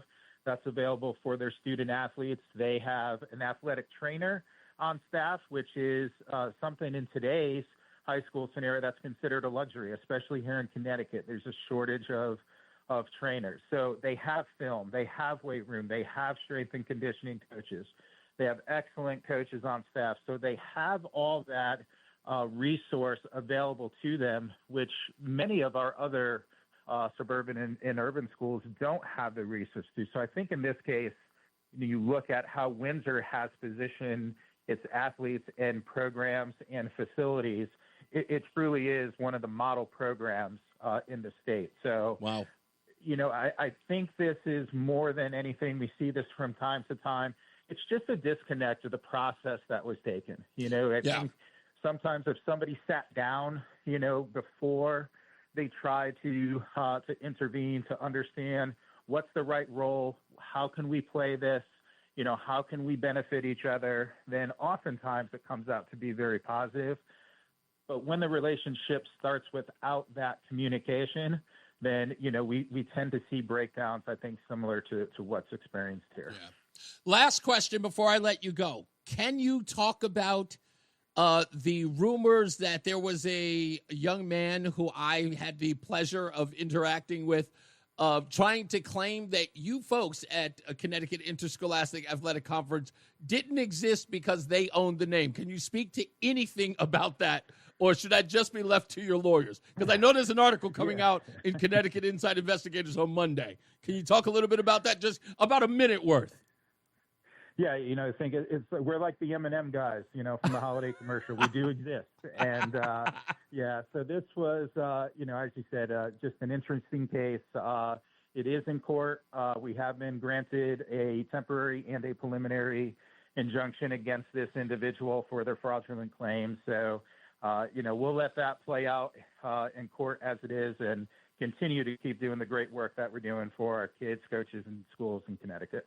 Well, I didn't know who you were. You and I got a chance to talk yesterday. I think we're really gonna do something in the future, and I thank you for the opportunity. I can't wait until I'm physically, there to do that with you folks, because what you're doing is great. The objective is to not only motivate but actually execute, getting these kids into things that get them out of either the situation they're in or the things that can steer them in the wrong direction. And I'm all about that. That's been my life's work as a former homeless kid, having this opportunity and this platform. I mean, I'd say, I had to do that without the organizations like yours. I had to do that on my own. So any help that I could give to those kids to say that there is an outlet for them in other places in a million different directions, I want to be a part of that. So I appreciate the opportunity, and thank you for inviting me to that. I appreciate the time with you, Reese, and best of luck. I look forward to speaking with you in the future. You got it. Glenn Lungarini, again, folks, the executive director of the Connecticut Interscholastic Athletic Conference. Are you in Connecticut? Where's your offices, by the way? We are located in Cheshire, Connecticut. Oh, in Cheshire. Okay, good enough. Well, I'm gonna call you later on, and we'll talk and all that good stuff. So we're gonna have a great relationship, I promise. Sounds good, Reese. We'll talk soon. Thank you, man. I appreciate you. Folks, when we come back, I'll tell you a little bit more because I got some text messages from somebody who's an insider at Windsor. I'll address that in a little bit because that text message exchange that I had last night really shows that Mr. Baker, unfortunately, is being used and abused here. I'll explain in a minute. Let's get another check of weather and traffic. Tom O'Hanlon, he's in the BPS Traffic Center today for Mark Christopher. Stay locked in. Reese on the Radio is on WTIC News Talk 1080. All right, we'll get to some more news and views, and then, of course, my better half, Rozan, will join us in the program. So yesterday, I'm just sitting, and I get and it's weird about the social media that I use. I'm old, so Facebook is my go-to. All right, I try a little bit of the X. A lot of you older folks that use X now, you've actually trained me on how to use X, so now I'm a little more on X. But Facebook is my go-to.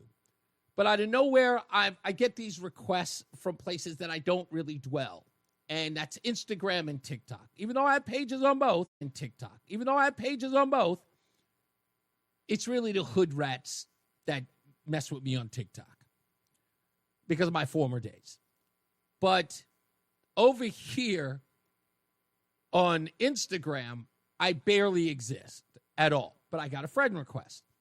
Don't need to tell you who it was. All I can say is that this person is an inside track on all of this stuff dealing with Baker. And I started getting an exchange with them, and I asked very simple questions.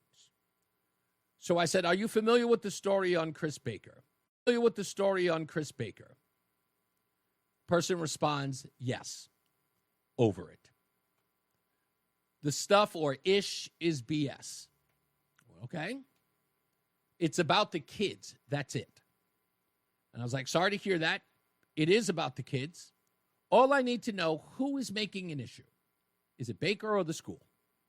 By the way, I will never disclose your name or who you are. Again, back to my question. All I need to know is who is making an issue. Is it Baker or the school? Answer, one word. Baker. And I pray for him.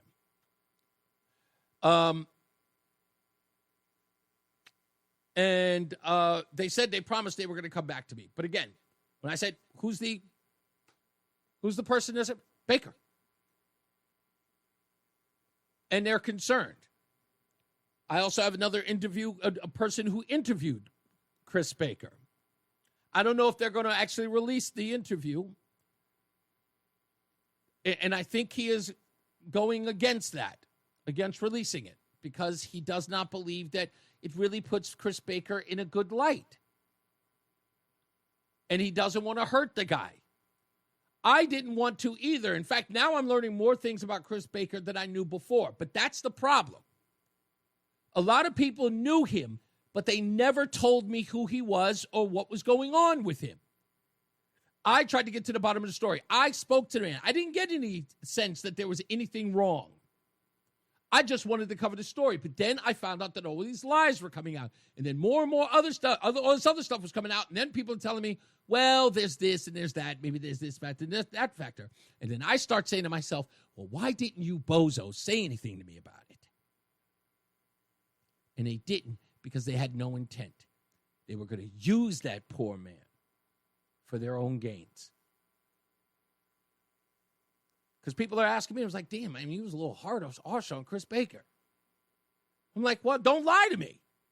And then they started telling me other stuff. And I'm like, well, I didn't know that. Nobody told me that in the beginning. And now I'm seeing. Yep. Charlatans. It's always the charlatans. We'll take a break. We'll come back. Rozan will be here, and all the news and all the views. Let's get to Tom O'Hanlon, who's in the BPS Traffic Center. My wife loves it when he's on. The NAACP calls him, whoa, I don't think I'm allowed to read this. It's Reese on the radio. Let's just say some people are not fans. On NewsTalk 1080, WTIC. You know, my wife, whom I just shouted at and said 1 minute, is obviously nowhere to be found and does not know her cue when she's supposed to be on. And now I'm shouting for her going, what the heck is going on? And I can't believe, like, we have to wait all day for Sean P. Diddy Coombs to be sentenced? What are we waiting for? We just get to it. Like, what's the holdup? He's going to get 4 years or not? It's not going to be 11, by the way. They won 11. It's not going to be 11. That's not going to happen. And Craig, that was just mean. It's just mean to sit up there and say that topic put you in a coma. Nothing I talk about puts people in a coma. That's just mean-spirited. Just mean. Anyway, so yeah, we're waiting on Sean P. Diddy Coombs to be sentenced and see what's going to happen there. Many people are suggesting that there is a likelihood that he has to do 4 years because, one, they would have released him after the conviction on prostitution, or they would have granted bail. And many people are saying that because the judge chose to keep him, he's going to get a significant jail time. The defense wants 14 months, which is essentially time served. I think he would do like another 2 months before he was let out. But Paul Morrow, I heard this morning say that he sees 4 years. And before he said it, that's what I was saying. I was like, it'll probably be 4 years and they'll consider this a year. So 3 years, essentially, is what they're thinking. I don't know. Also, we're supposed to have the sentencing of the transgender, now a revealed transgender person who went to Brett Kavanaugh's Maryland home. Showed up with a gun and zip ties because of the impending Dobbs decision. And he's going to be sentenced for that, so we're waiting on that as well. Matteo says, I went to one of those parties once. I couldn't sit down. Shut up. I'm not. Why did I read that? I should have read it before I said it out loud. Knucklehead. Wendy says, he thinks he's getting out because he has a speaking event next week in Miami. Yeah, you know what? I just saw that too, Wendy. First thing that ran to my mind about that, folks, if you've heard that reporting, was what a way to tick off the judge. Because somebody's going to get that to the judge. And if I'm the judge and I hear that, I'm going, are you taking this thing seriously? Like, I have your life in my hands, and you're mocking me with a speaking engagement next week? You don't respect this courtroom. Hold on. They just got another breaking news update. The judge hands down the sentence in Diddy's case. I'm not hearing anything. Let's say, yes, okay. Okay, are they about to say something? I'll go put it on speaker, and I'll read what she says.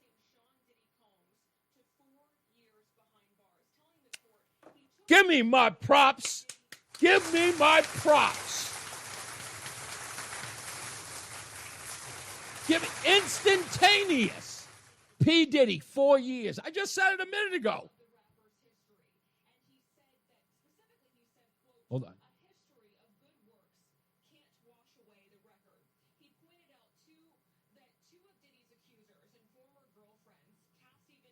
Yeah. I don't know if you can hear that. I don't want to. If you can't hear it, it's going to be difficult. I don't want to have you go through that. It would sound like dead air. But yeah. So as I predicted, 4 years. It seemed reasonable that it would be 4 years, and that's what he got. I knew he was going to do some time. Everybody suspected he was going to do some time. And, yeah, there you go. P. Diddy, 4 years in the Hooskow, which I think that this year will count. So he'll be out in 3. I don't know if there's any particular. Let's get it. This would be some audio. Hold on. Adequate punishment, arguing today that Diddy's businesses and reputation have already been destroyed.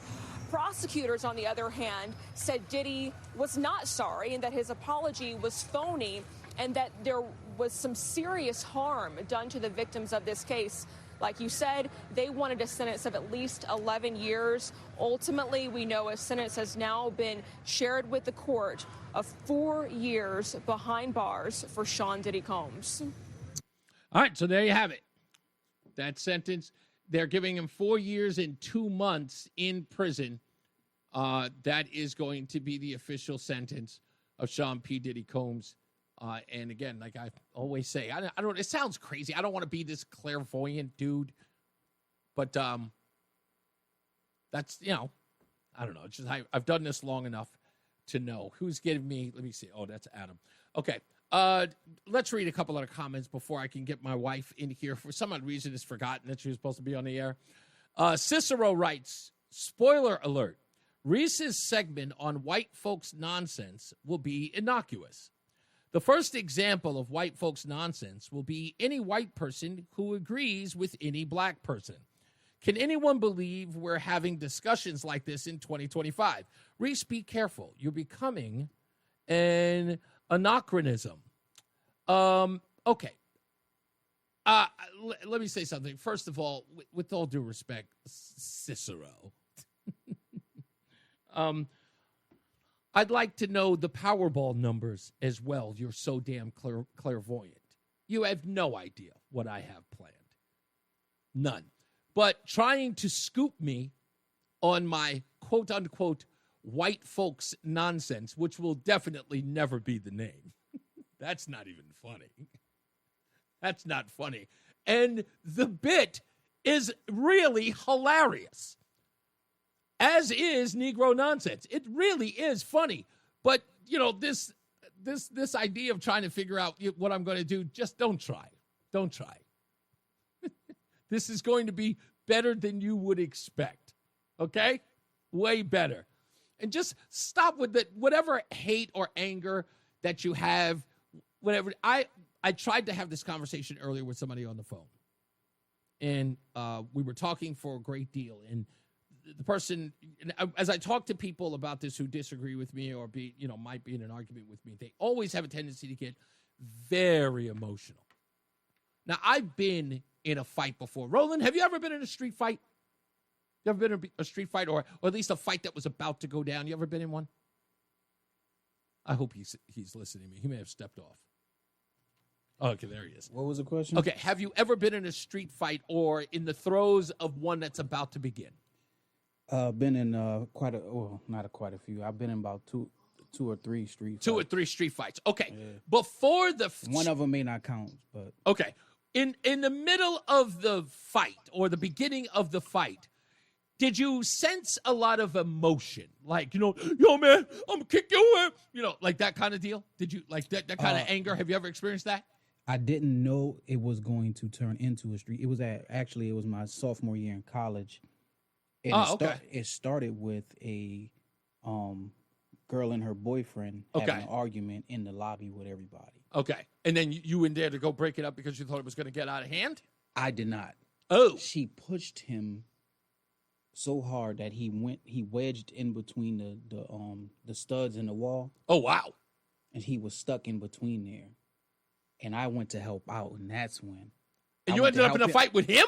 I went to help him out of the wall, and I ended up in a fight with her. Oh, wow.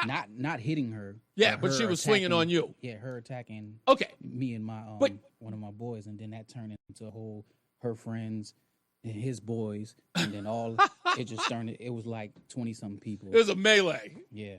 So, okay, but have you ever been in those fights where somebody gets really, really emotional? Like, yeah, man, when I get my hands on you, it almost feels like they're crying, but they really, really want to fight. Yeah. Like, okay. Yeah. So that's what I was saying. So I got into these conversations about words, just about topics on the show. And the person is raising their voice and getting animated about my point of view. And during the conversation, I keep getting, you should. And then I have to stop them. I have to calm them down. It's like, listen to what you are saying. You're telling me what I'm supposed to say or what I'm supposed to think. Does that not bother you? Yeah, but you don't understand. Like, no. I need you to understand. Can you calm down a little bit? Like and it's like, I've never seen these people so angered by words. And then what I mean by this, and this is the part that I don't get, folks. This is the part I don't get. Somebody gets gunned down in your neighborhood. Like, you can have 5 shootings in a week, and I never see anybody getting that emotional. Like, I don't see people in the street going, man, it's getting dangerous out here, man. I don't know what to do. You know what I'm saying? Like, every time I turn around, there's another person shooting on our block. I don't never hear. You know what I hear? Yo, y'all be careful, yo. Yo, man, they shooting down there. Yo, they shooting. No emotion to speak of. Reese does Negro nonsense. Yo, man, you got to stop that, man. And I'm like, what is happening to you? Like, think about that. What is going on in your brain that you are more over the top about a bit than you are about the nonsense that I'm bringing attention to? Like, you're not an ounce bit of embarrassed by Jasmine Crockett saying, just because you commit a crime, you're not a criminal? You're not embarrassed by that? Like, you don't look at that woman and go, ugh, God, I don't want to be represented like that. I don't. Do you understand that? I will never be represented by that. The difference between you and me is that I call it out. That's all. And now you get the opportunity. Now, the opportunity is now you will see some white folks' nonsenses, as Cicero's put it. And it's going to be just as fun. And guess what? When I do it, you know exactly what you're going to do. You're going to laugh, and you're going to belly slap. You're going to knee slap. Oh, look at those funny white people. And you'll feel vindicated, right? You're like, look, see, yeah, it's on. So spare me. Just calm down. Okay? No, Wendy, I can't do that. I don't know. No offense, but once I start getting the Latinos and the Hispanics involved, no, I don't want to go there. I don't want to go there. The last time I said something like that, my wife, I'll never forget it. When we first got together, I said something off color about Hispanics. She got mad. She still gets mad at me when I say Puerto Ricans. And she goes, stop calling us that. Jokingly, I used to say it all the time. I was like, I don't really do Puerto Rican food. She goes, it's Mexican. I'm like, yeah, same thing. She gets so mad at me. By the way, you folks get angered. When I was a kid growing up in New York, the Puerto Ricans would get mad if you asked them if they were Dominican, and vice versa. You couldn't tell. Call a Dominican or Puerto Rican, they will get mad. And no, she's not Boricua. That's the thing. She's not even Puerto Rican, Wendy, but she's Mexican. And she does not want to be associated. Not that I shouldn't say that. It's not that she doesn't want to be associated with Puerto Ricans. That's a misstatement. It's not that. She wants to be recognized for being Mexican. She's proud to be Mexican. She does not want to be lumped in. She used to get mad at me saying Hispanic. She used to get mad at me saying Latino or Latina. I was like, well, what is it? And so, like, you call a Mexican, you call a Cuban, you call Guatemalan or Guatemalan. They used to get mad at me when I used to call them El Salvadorians. She goes, just Salvadorians. Hey, it's in your name. It says El Salvador. So then when I got yelled at for saying, El Salvadorians, this girl goes, it's just Salvadorians. I said, see, this is the reason why I say Puerto Ricans. No confusing. No muss, no fuss. But it always creates a problem. Right? It's going to create a problem now. I'm screaming for you. See, I'm even getting that wrong now. It's Salvadoran. Can you get in the chair? Where have you been? You can't be minding your own business. You're supposed to be here on the program. Sorry, I was busy looking myself up on Google. Wendy is looking at what? I said, I'm looking myself up on Google. Yeah, I'm just funny. joking. Wendy says El Salvadorian, laughing my ass off. It's El Salva what? It's just Salvadoran. I don't know. I'm not going to pronounce it the way that you guys want me to. I'm going to ruin it, like I always do. You ruin everything. Yes, that's right. Everything culturally significant. Okay, yeah. well, now you're here. We got a minute until we actually go to commercial, so you'll be here. You were complaining that you were only going to have an hour. Wow. And I told you. Put me on blast like that. Just We don't keep any hide. Wow. We don't hide here. Aaron says, you can call your white guy segment crackers and cheese. No. It's not any of those things. I feel like I should tease it. Tease it. I feel like I should tease it. Should I tease it? Yeah, tease it. It's going to be fun. Okay. Gives the people something to look forward to. All right. Since you guys want to bug And me it'll get about stuck in their head. it will get stuck in their head. Okay. So you will get ready for it. Let me go back to my screen because that's where it is. All right. Here is Tuesday's new segment for the white folks.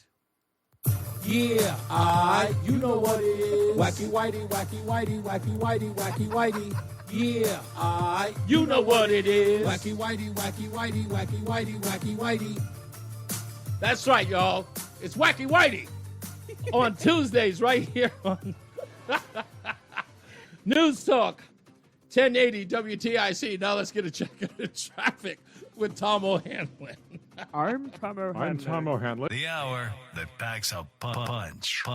It's Reese on the radio on WTIC News Talk 1080. All right, we'll get into traffic and weather in a little bit, of course, at this top of the hour. And, of course, we got plenty of people on the phones. We'll get to them in a second as well.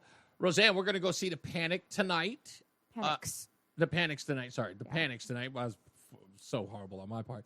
We're going to go see them perform tonight. What do you – I have to ask you this just real quick because you say you like live bands. They're going to play a lot of the songs we've already seen or heard them play before. That doesn't bother you to go back to hear them listen, play the same songs that you heard them play before? You want to know what my biggest gripe is about going to see them? What? I hate dive bars.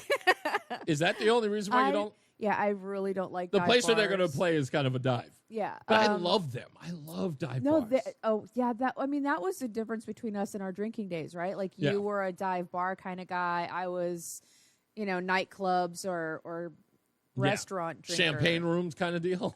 That sounds strippery, but yeah, no. well, whatever. Yeah, that's right. That's exactly what that is. But yeah, champagne. I was trying to say champagne flutes. Yes, champagne flutes. Yeah, definitely. I'm a dive bar kind of guy because I kind of feel like even though I didn't go to college, I'm a frat boy at heart. Everything is sticky and I don't know. It's dark and it's dirty and the paint is peeling and it's sticky and I want to drink my Coca-Cola with no ice, but I don't know who put their mouth on the glass before. And do I really want to drink out of a straw? And it's a lot of like mental problems. But I love the Panics though, and they're so good. And the entire band, like all the guys, are amazing. Yeah. And we actually met the girlfriend of the bass player. Yes. When we were in Corpus, and she was really, really freaking cool. Yeah, she's really cool. I'm going to tell you about a Hogs and Heifers experience. I was at a bar called Hogs and Heifers, and it was, I don't know if it's still there, in the meatpacking district. Yes, that's what it was called. And I was there. I'm going to tell you a great story about that. It was funny as ever. As I was inside of it, this woman stopped the whole venue. Like they were partying, having a good time, playing country music. And this bar back stood up on the bar, told everybody, shut the music, shut up. And she pointed directly at me because I was wearing a tie inside Hogs and Heifers, which you're not allowed to do. I'll tell you the story in a minute when we get back. Let's get to Tom O'Hanlon. He's in the BPS Traffic Center. I'm Tom O'Hanlon, and you're listening to Reese on the Radio on WTIC News Talk 1080. That's Roseanne's favorite right there. It. She loves every it's bit best. of that. So we'll get into some other stuff, but Hogs and Heifers. Okay, so let me tell you the Hogs and Heifers thing. So it's my first real corporate job, and I'm operations manager of a small private logistics, same-day logistics company. And I've got to go to work every day dressed like that. I'm dating a very wealthy young lady. And, yeah, she was. Is it the one that I know about? Yeah, it's tap dance. So I'm kidding. So we go, you're rolling your eyes. So we're thinking, she's with her best friend Lacey, or her friend Lacey, and her boyfriend, who's an older guy, a little older than me. I'm in like 27 at the time. Anyway, so I'm wearing a suit and tie. He's wearing a suit and tie, whatever. No, he's just wearing a button-down shirt, no tie. But I'm wearing a suit and tie. I'm looking the part. Anyway, we show up at this place in the Meatpacking District, 14th Street, way on the west side. And I've always heard about this place, Hogs and Heifers, because very famous actresses go there. In fact, I'd read an article in the New York Post that the last waitress that was there was not only Julia Roberts, but she had taken off her bra, because it is a custom for you, if you dance on the bar, take off your bra and then hang it inside the establishment, and they keep it there on the display. They don't mark it. I'd have a training bra there. Yeah. So they don't mark whose bra it is. Right. It's not like a museum, but that's the custom. Right. And I had read in page 6 in the New York Post that Julia Roberts had done that. So it was supposed to be, and I'm like, wow, that's really right near our house, because I lived on 12th Street.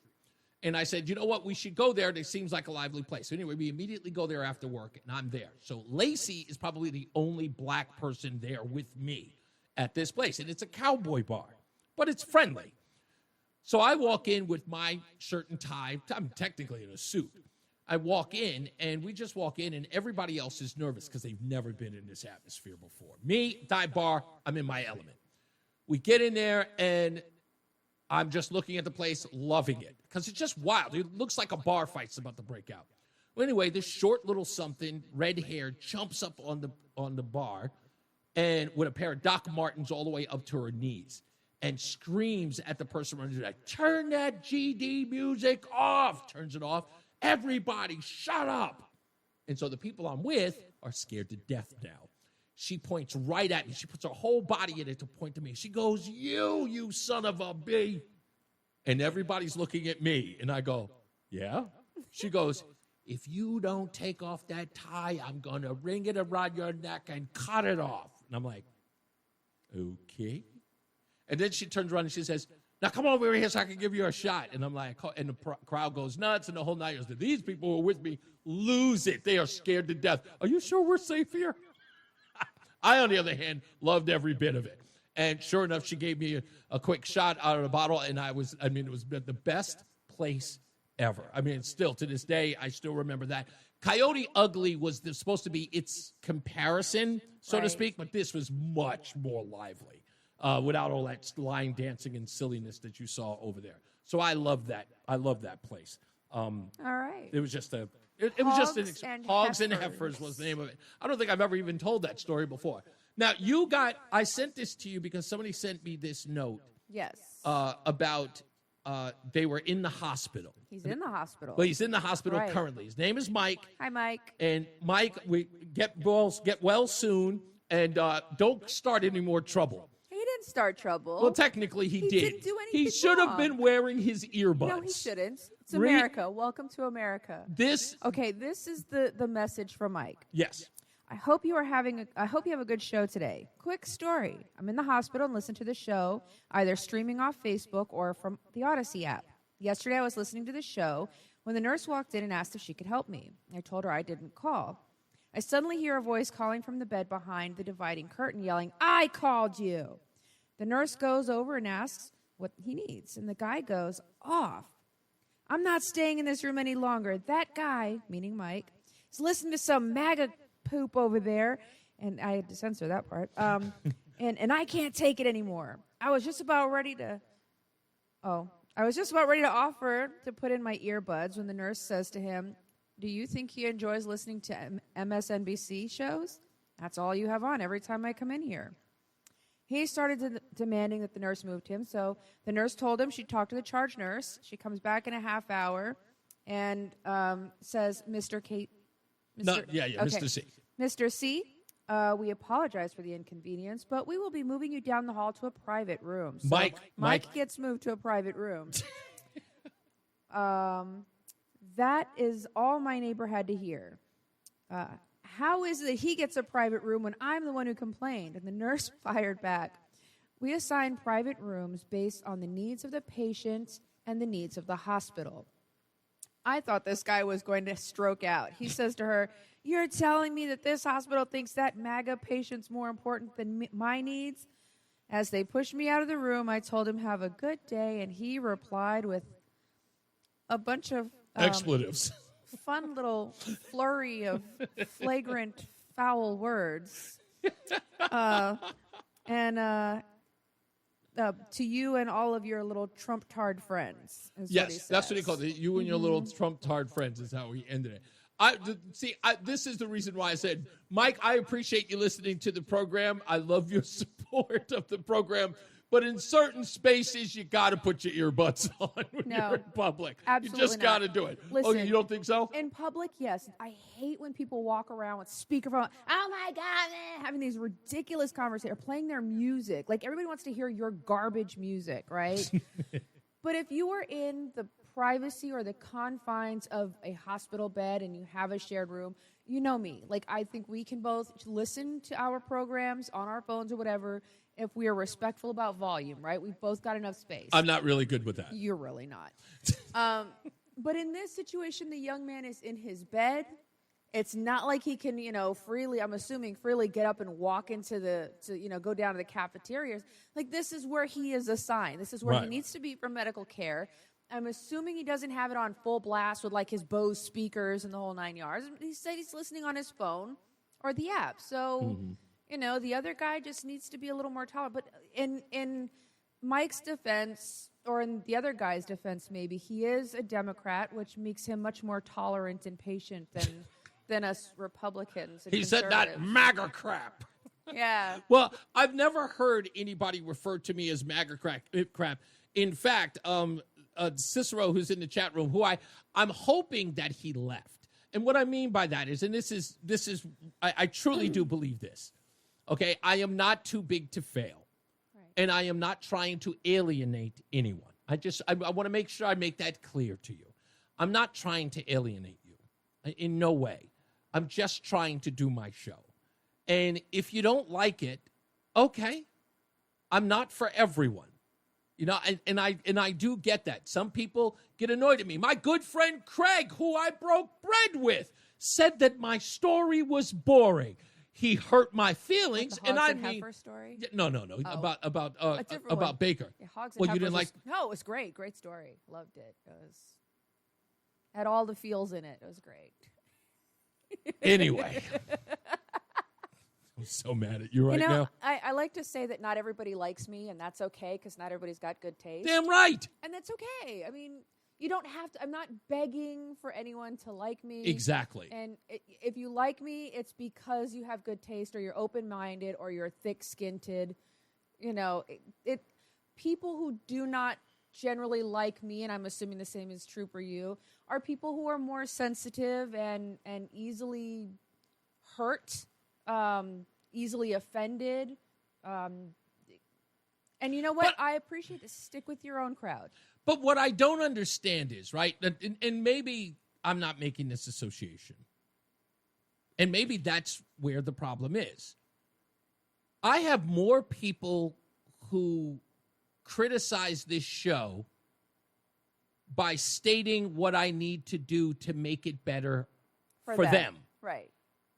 I've not experienced that in my life unless it was a woman I was married to. I was going to say hello. You know what I mean? It's like, that's the part that I don't get. So maybe, and this is coming from men, so I know I'm gonna be really, really be harsh here. Like, guys, on the real, you get my point here.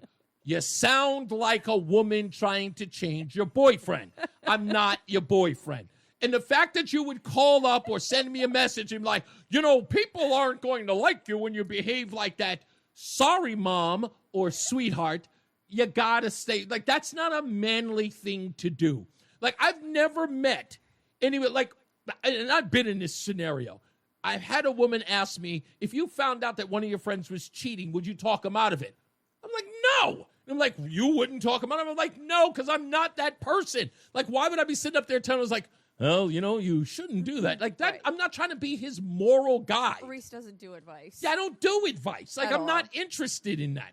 So, I don't, and I'm not in this thing where, even with my friends who suck, Jamie Montgomery, God forbid, I've known that guy for over 30 years. And everybody says, like, how could you deal with this guy for 30 years if he was such a, like, he was a drain on you? And he was. Financially, mentally, spiritually. Jamie Montgomery was an absolute, like, again, he was a leech, but in the worst kind of way. Not in a leech in a way that the guy's always asking for money. He was just soul-sucking, like that bad. Emotional vampire. And he was in my life for 30 years. And people were like, why did you stick around with him? I said, because guys don't care about, like, to the point where, I got to get away from him because he's affecting me in that way. But he was absolutely an irresponsible lunatic. It was like having a little golden retriever puppy. Yes, but he was my friend. And my loyalty to him was willing to accept his BS. Ew. It was just one of those things that's like, it's sort of a character flaw that you kind of go, that's Jamie. Now I understand why you're so patient with me. You have a high tolerance for BS. People say that all the time. But you know why? Because deep down, and I do believe that it's sort of like, I'm hoping that there's some reciprocity here. Oh, you know what I mean? Are you paying it forward? Exactly. Because when I'm to the pearly gates, like, listen, Jesus, I was nice to all those idiots. Sweetheart, listen, you tell me every day there are things that I do that annoy you. Like, you'll be in the middle of a sentence and I'll stop listening. Because I'm distracted. Oh, my God. You just reminded me of this morning. Yes. God, you're awful. Yes. I love you. So you'll be in the middle of something, and it won't even be deep, but it'll be something that's relevant at the time. You just stop listening and I'll just stop listening while I'm looking at you. It's the worst. I literally told him, listen, if you can see me right now on the camera, right? I literally told you this morning, I'm so happy I'm married to you. And you said like this, and went back to, and I was like, you didn't even hear what I said, did you? And you looked at me, and it was like you startled back to consciousness. Like you woke me up. Yeah, and you're like, I'm sorry, I didn't hear what you said. And I was like, we were a foot away from each other. Not even. And you looked at me, and you're like, what did you say? And I was like, well, I did say that I was happy to be married to you, but anymore. now. Yeah, I don't, like God, I said. You're the worst. I'm mad at you again. So this is the reason why I'm patient. This is the reason why I'm considerate of others. I know that people are going through their own thing, but I don't make it about me. I don't sit up there and go, if only they would behave the way I want to. I don't. I had to have a discussion today when I told them, I said, you need to read the book, The Subtle Art of Not Giving a F. And it's a great book because it's a book that got me to be concerned about the things that matter and not give a blank about the things that don't. And things like I know that they matter to other people. I can't expect everybody to get the same thing from the book, but I did.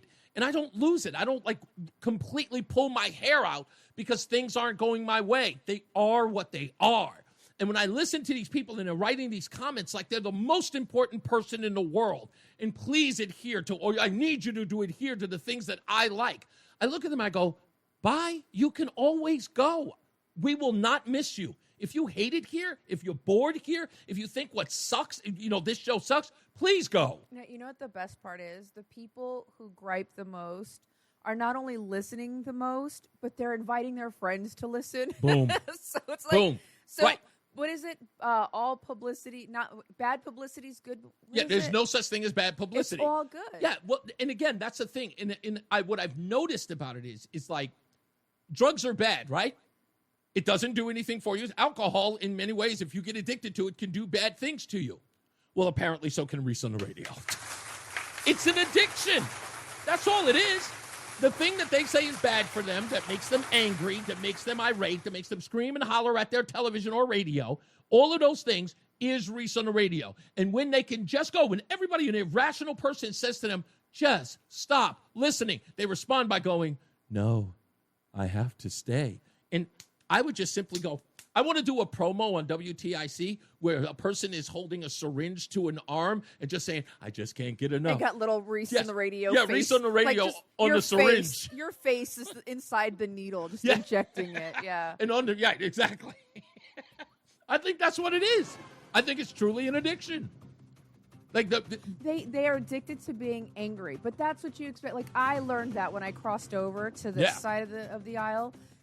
I needed to be enraged. I needed to be angry. And being over here, it's so calm and peaceful. I eat donuts all day, so it's like. Let's get a check of weather and traffic. Tom O'Hanlon, he's in for Mark Christopher in the BPS Traffic Center. We'll get your phone calls. The Odyssey app lets you jump back to the moments you missed from WTIC News Talk 1080. Download the free Odyssey app, search WTIC News Talk 1080, and tap earlier today to get started. Yeah, we want to thank Dr. Glenn Lungarini, the executive director of the Connecticut Interscholastic Athletic Conference, for being a part of the show. If you missed it, download the Odyssey app or go to WTIC.com or ReeseOnTheRadio.com in order for you to hear the interview with Dr. Glenn. We will be doing a lot of stuff with him. And to sort of give a breakdown of what that was Dr. Glenn asked me to, on occasion, if possible, for me to talk to some of the young people, especially those in the inner city, to see about getting them interested in other things other than some of the stuff they're getting involved in. And he asked me, he says, you know, a guy like you could really benefit these young men. And that's all I needed was an ask. And I told him, whatever it is, sign me up. Whatever it is, just sign me up. I don't care where it is or when it is. Sign me up and I will be there. So I want to thank him for at least considering me for that. What we do here is for everybody. It's not, you know, it's not a left or right, especially when it comes to young men or young kids who are trying to do better in their life because they don't know. A lot of these kids don't believe that they have a shot. You know, a lot of them are being inundated with ideas that tell them that, one, there is no hope. I just had this conversation with the boy. You know, his I guess friends or his peers, a lot of them think there's no hope for them. And that's a thing that's been sold to them. That in essence, it's all useless. It's kind of like what's that old saying? We'll never make it. And it's like this doom and gloom fatalist approach to life. Whatever happens, happens. And it's not like the way that, you know, positive people or optimistic people, it's like, you know, whatever will be, of course. But these guys are like, you know, whatever. What am I putting any effort into it for? You know, it's just going to be what it is. And that is the wrong way to go. Unless these folks or these kids learn to pursue the things that they want or to have some hope that they can do it, they're not going to do it without our help. So if I can help, I want to be a part of that, if I could. If I can say this, if you guys get a chance to watch Rozan, when she sees a young person who's thinking about joining the military, or if they're not even thinking about the military, Rozan will bring up the military to these young people. Absolutely. But if you watch her when she talks to them and parents about the military, sometimes I have to tell them, run! Sometimes. She'll keep you here. But no, she loves what it did for her, and she thinks it'll benefit a lot of these kids that everybody who don't have, you know, don't think that they have a chance. So you're really, really big on that. When we come back, we'll get to your phone calls, and we'll wrap this up for the weekend. So stand by. Here's Tom O'Hanlon. He's in the BPS Traffic Center. What's up, everybody? You know who it is. You know who it is. You know who it is. It's Reese on the radio. Frederick Douglass of the 21st century. It's WTIC News Talk 1080. All right, about to wrap this puppy up. Let's get to a couple of phone calls and get up out of here. Bob's in Walcott. How are you, Bob? Hey, I'm good. How are you? I'm good. What's got, sir? Well, I want to go back to a conversation that was going on when I first tuned in. I think it was something about Rozan saying something that was kind of important, but you already kind of tuned her out. He wasn't listening either. Well, I just tuned in. But No, what she was saying was that she was very happy to be married to me, and while she was talking, I was listening to the television at the same time, and I completely tuned. I can't multitask. I completely tuned her out. Well, that's kind of where I was getting to. I guess I just worded. No, that's worded okay. it It's all wrong. right. But I gotta say, in Reese, in your defense, Mm-hmm. when you're having idle chit chat with young lady, girlfriend, or a wife, there's a lot of idle chit chat going on. There's a lot of stuff that doesn't really pertain to anything meaningful. But here's the big but. Okay. She will slip in something really important in the middle of that. Yes. And then go back to the idle chit chat. And it's happened to me. Yeah. I was told when I was still married, I was told by my wife, well, we're supposed to be doing this tomorrow. And I'm like, we are? Yeah, I told you this 2.5 weeks ago. 2.5 weeks ago? When? We were talking. I told you about it. I'm like, you did? It's so, you know what? And what I've got to learn to do, this is what I have to do. If she puts something for us to do, you've got to stop her. That's what I got to do. I have to stop her and have to actually put it into my phone, put it in the calendar, and then I got to put an alarm for it. I have to stop you and tell you, stop, look me in my optic stems, repeat what I just said, now put it in your calendar. I have to do that like a 4-year-old. Rozan, you're dealing with guys. Our brains work totally differently. Meanwhile, I can remember. You're a lovely person. Thank you. No, I know. Listen, I take full responsibility, Bob. I'm working on it. I got to get better. I'm not getting there, but I got to get better. But you know what? And Rozan. Yes. And Rozan, by the way, I'm former Air Force, and my son is going to be joining the Air Force next year. Wow, congrats. Yeah, my son's going into the Citadel in the fall, and I'm former Army, so you count. I'm kidding. We need our air conditioning and our cable TV, so yeah. Bob, thank you so much, Bob. You have a wonderful weekend, okay? Yeah, you too. Thank you for your service. Thank you, man.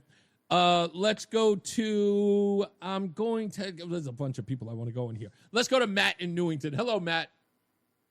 Hey, Reese. Yes. I don't understand what the point of that interview was with the guy from the CIAC.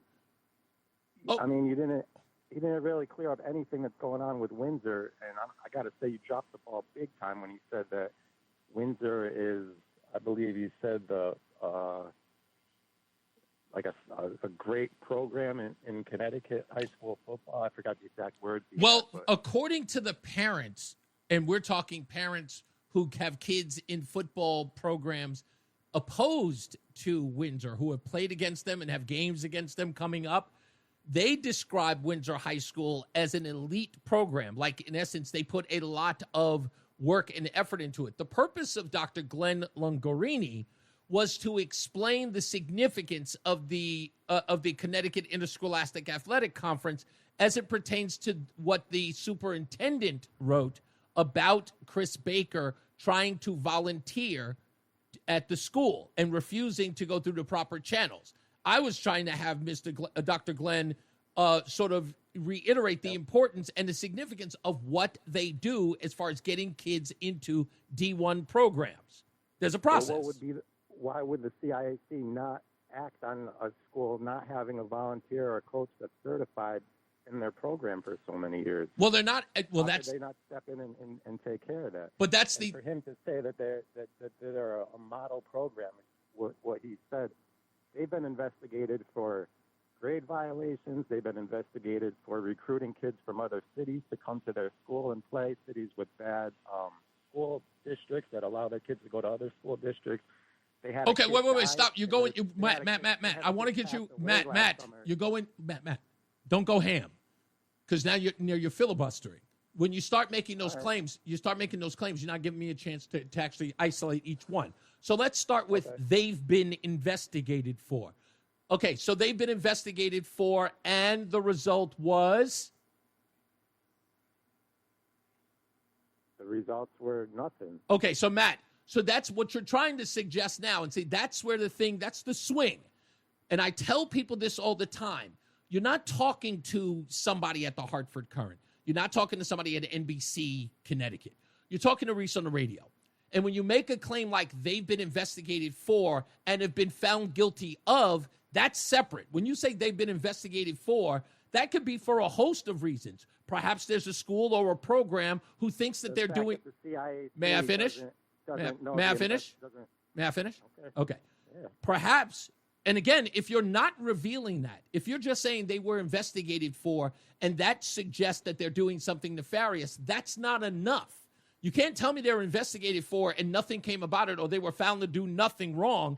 That should be saying that those folks are doing what they're doing is on the up and up because they had an investigation, people looked into them, and they're on the up and up. So your claim about being investigated does not tar and feather them. It's not. They're not on the up and up because they're investigated by the CIAC, and if you had done some research on them, you would see. So wait a minute. When we talked, I just spoke to the executive director who made no claim as such about whether or not they're being investigated or whether or not they're doing anything. They were in the past. Of course. Okay. So again, they were in. To say that they're a model football program with all the things that they've been investigated for and accused of in the past. That's okay. How long ago are we talking, Matt? Matt, what year? Hold on. No. What year were they investigated? It's multiple things over the past Matt, 10 years. do better. What year were they investigated? Do better. I just asked you a question. Answer it. What year were they investigated? The guy on the subject, shouldn't you have this Matt, information? I'm not the person. First of all, I'm not the person making the allegation. What year were they investigated, Matt? They've been investigated multiple times. What in the year? past 10 years or so. I don't know the exact date. Then you should. Then again, when you come here and you start making allegations and you don't have the information, your allegations I'm are not moot. making allegations. Yes, I'm you bringing did, up sir. facts that happened You in the did. past. What You allegations said did I make? you said they're not a model program, and here's evidence. And when I asked you when were they investigated, you don't have the info. So please tell me that the next time that you call up this program and you wish to indict another program, another person, human being, or institution, that you come here with the information. Do not be lazy, sir. I don't You accept. don't have the information yourself. Matt, You I just never look at the guys who don't have suggested that they were information. investigated, You gotta and do a better job. we You don't gotta do. a better job yourself. Matt, Thanks, Matt. You have a wonderful day. Bye. we don't do lazy here, Matt. Do better. I don't know. With all due respect, I don't like laziness. Listen, I think that some people think that investigation equals bad, Yep. right? Like you're being investigated, you're bad. I was in the military, and part of getting a security clearance requires an investigation of your background to Yep. ensure that you are, somebody that is well within the means of being able to maintain whatever level of security that you have, right? I've been investigated. My background has been investigated. I was married to a federal law enforcement officer. I had to be investigated for that as well, part of his background. Does that somehow mean that I have committed crimes or I am somehow unreliable or not dependable? I can't talk Well, no, today. the thing But that I'm because trying to. I've been investigated. But the thing I'm trying to understand with him is like, I'm going to express that they've been investigated before. So, okay, fine. You're the one who's letting me know that clearly I didn't do my due diligence and they've been investigated before. Right. So when I ask you, when were they investigated? I don't know. The I don't last know. 10 years. Okay, so. And it's your fault for not having the information that he was going to bring to you that you didn't know you were supposed to have. Exactly. Shame on you. Gosh. Where's your crystal ball? So disappointed in you. Again, You are not the man I thought I married. This is the lazy. Listen, I learned the hard way, folks. When Reese and I got together, I was a heavy left-leaning liberal. I was entirely too self-conscious to dye my hair blue, but I would have probably bought a blue wig. I learned in our marriage that if I'm going to come to you with some allegations, some accusations. My biggest thing was, well, what about this racist, misogynistic, homophobic thing Trump said now? And you're like, oh, that's your clip? Watch the whole thing. And that used to make me so mad. Like, gosh, and that taught me that in order to be able to converse with you on a level playing field, I needed to come prepared. Yeah. Unfortunately for the left liberal leaning side, that converted me because I started to realize I was being lied to as a left leaning liberal. But again, the thing I was prepared. I was trained. You trained me unintentionally on how to investigate properly and bring forth questions that is going to open a dialogue and at least give me a footing based in fact and not just some willy-nilly, well, purple. The thing about Matt was, and again, this is Matt, and if you're listening and you think that I'm being harsh on you, Matt, I know. He did it to me too. And Matt, no offense, but I tell people that maybe you're new to this program, but there isn't anything under the sun I haven't already investigated. And the reason why I kind of put him on the spot was because I knew that if anybody was going to go after Windsor, this isn't a Windsor story. This isn't even a CIAC story. This is that weirdo This is the story. Right. This is about the young man who says that he runs it. And it's also, the other sad part, is about Chris Baker wishing to be a teacher or a coach for these kids without the proper certification. So making it about what you're making about has nothing to do with the story. I know all about the Windsor investigations. Everybody knows about it because everybody told me about it. And to think that I didn't do my research is dumb. That's what I'm trying to express to you. So coming in here talking about something that has nothing to, like he pointed out that Dr. Glenn said, they're a stellar person, and that is what he took issue with, means that he obviously misunderstood what the point of the conversation was, which is also what he brought up. He was like, I'm not understanding the reason why you had him on. Well, then you haven't been listening to the show. You didn't listen to the show. You didn't understand there was a background, and the reason why he was here had everything to do with Chris Baker. Not knowing that, he wanted to pick out something that he had a gripe with and make it about that. So it's kind of like saying, Lady A was robbed in a McDonald's parking lot by gentleman B, and everybody's griping about, oh, you didn't check the McDonald's. Yeah, or in his case, it was like, did you know that the fries were cold that day? Those fries are made in seed oils. That's the kind of argument he was going to have. All right, before we wrap it up, we've got to make it controversial. It's Friday night, and you know who it is. White Mike. White Mike. He's calling from My Florida. favorite. Hi. Earlier in the show, Reese, you were talking about the kids who did the poems or whatever about the gun violence. Yes, in the inner city. And how the left doesn't really care about dead black children and gun violence and the blacks and all this. Yes. Well, I'm kind of noticing that most people don't really care until it bleeds over and starts affecting business and white people. You're right. Which is why troops are going into Memphis. Yes. As a white person, I don't want to speak for all white people, but as a white person, I think that we've done a lot. We've tried to fix this for a long time. Mm-hmm. We've spent billions of dollars, and it seems to be the same thing. So if inner city black areas are just basically the Gaza Strip, I don't care. Just keep it there. You know what I mean? You know what? You're 100% right. Let me sort of take another example of what you're talking about. Is a lot of people when I was growing up said that there was not a war on drugs until they started seeing guys on Wall Street doing drugs, right? Doing the drugs that were in the inner city. Like nobody, suburbs. Right? Nobody cared about crack until it reached the suburbs, right? The suburban kids. And the truth is like I always, when the guys used to say that to me in the hood, I used to go, no offense, but that makes sense because industry is there. You have workers, you have people who contribute. If those things go away, it's hell after that. So yes, they have to respond to it. If it's happening in the least productive areas, no one's going to care. And I'm sorry, but that's just the truth. In the same way you're looking at it now. Why is Memphis? Why is Portland? Why is Chicago now kind of in the purview of the president of the United States? And you're right. It's because now it's bleeding off into places that are productive who actually establish our society. And that's the reason why. And there's only so many white people we're going to see killed before it gets tiresome. Yeah. And on that note, have you seen this Governor Stein in North Carolina is refusing to sign the law written for that Ukrainian girl, Irina. Wow. The legislature passed it, both houses, and it's on his desk, and he doesn't want to sign it. It's literally called Irina's Law. It's to get rid of cashless bail and all this stuff, and he's not going to sign it. Control on these magistrates, and it's sitting on his desk. Damn. And surprisingly, he is the first of his ilk to be governor of North Carolina. I'm not saying anything, but you know what I'm saying. I know what you're saying. Thank you, Mike. As always, buddy. Thank you. Always a good call. As I always say, radio is free, so we thank you for paying attention. Remember to keep JC in your hearts and in your minds. Sean Patrick, we love you and we miss you. Remember that panic is not planning, so plan your work and work your plan. Me, I'm Reese on the radio. She is Roseanne on the radio. Say goodnight, Roseanne. Good night, Roseanne. We will see you guys next time. We love you. Be good to each other, and we'll be back here on Monday, God willing. Holler. Here's Tom O'Hanlon. He's in the BPS Traffic Center. I'm Tom O'Hanlon from the BPS Lawyers Traffic Center. Heading down 91, we have some... All right, ladies and gentlemen. All right, sir. You have fun bowling. Yay! Yes. I hear you're a bowling snob. Yeah.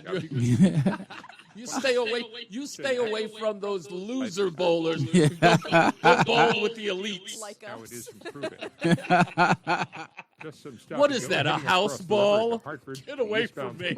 House shoes. Oh, 1,000 feet has been in those shoes. And below Hartford on 91, we're in pretty good shape. Yeah, that's why. Yeah, Roseanne won't bowl just for that reason alone. I don't blame her. Have a good one. I'll see you on Monday. Yes, sir. Enjoy. New Haven, we're doing well too. Traffic and weather together on the 8th. All right, everybody. Have a great weekend, everyone. And Can I say hi to Julie and Eric? yeah, you can say hello to. Hi, Julie and Eric. Okay. Oh, yeah, that's right. Julie and Eric are watching. Did they text you that they were listening to the show? No, I just assumed. Just assume they were? Yeah. Okay. Well, don't forget, folks, on Tuesday on Reese on the Radio, all right, we got Wacky Whitey coming up every Tuesday to contrast with Negro nonsense. So now you guys can feel like you're included. Yeah, you know what it is. Wacky Whitey, Wacky Whitey, Wacky Whitey, Wacky Whitey. Yeah, you know what it is. Wacky Whitey, Wacky Whitey, Wacky Whitey, Wacky Whitey. All right, now you got your own. You got your own now. All right, I love you guys. Be good. Stay out of trouble. And again, as I always say, be good to each other. Love you.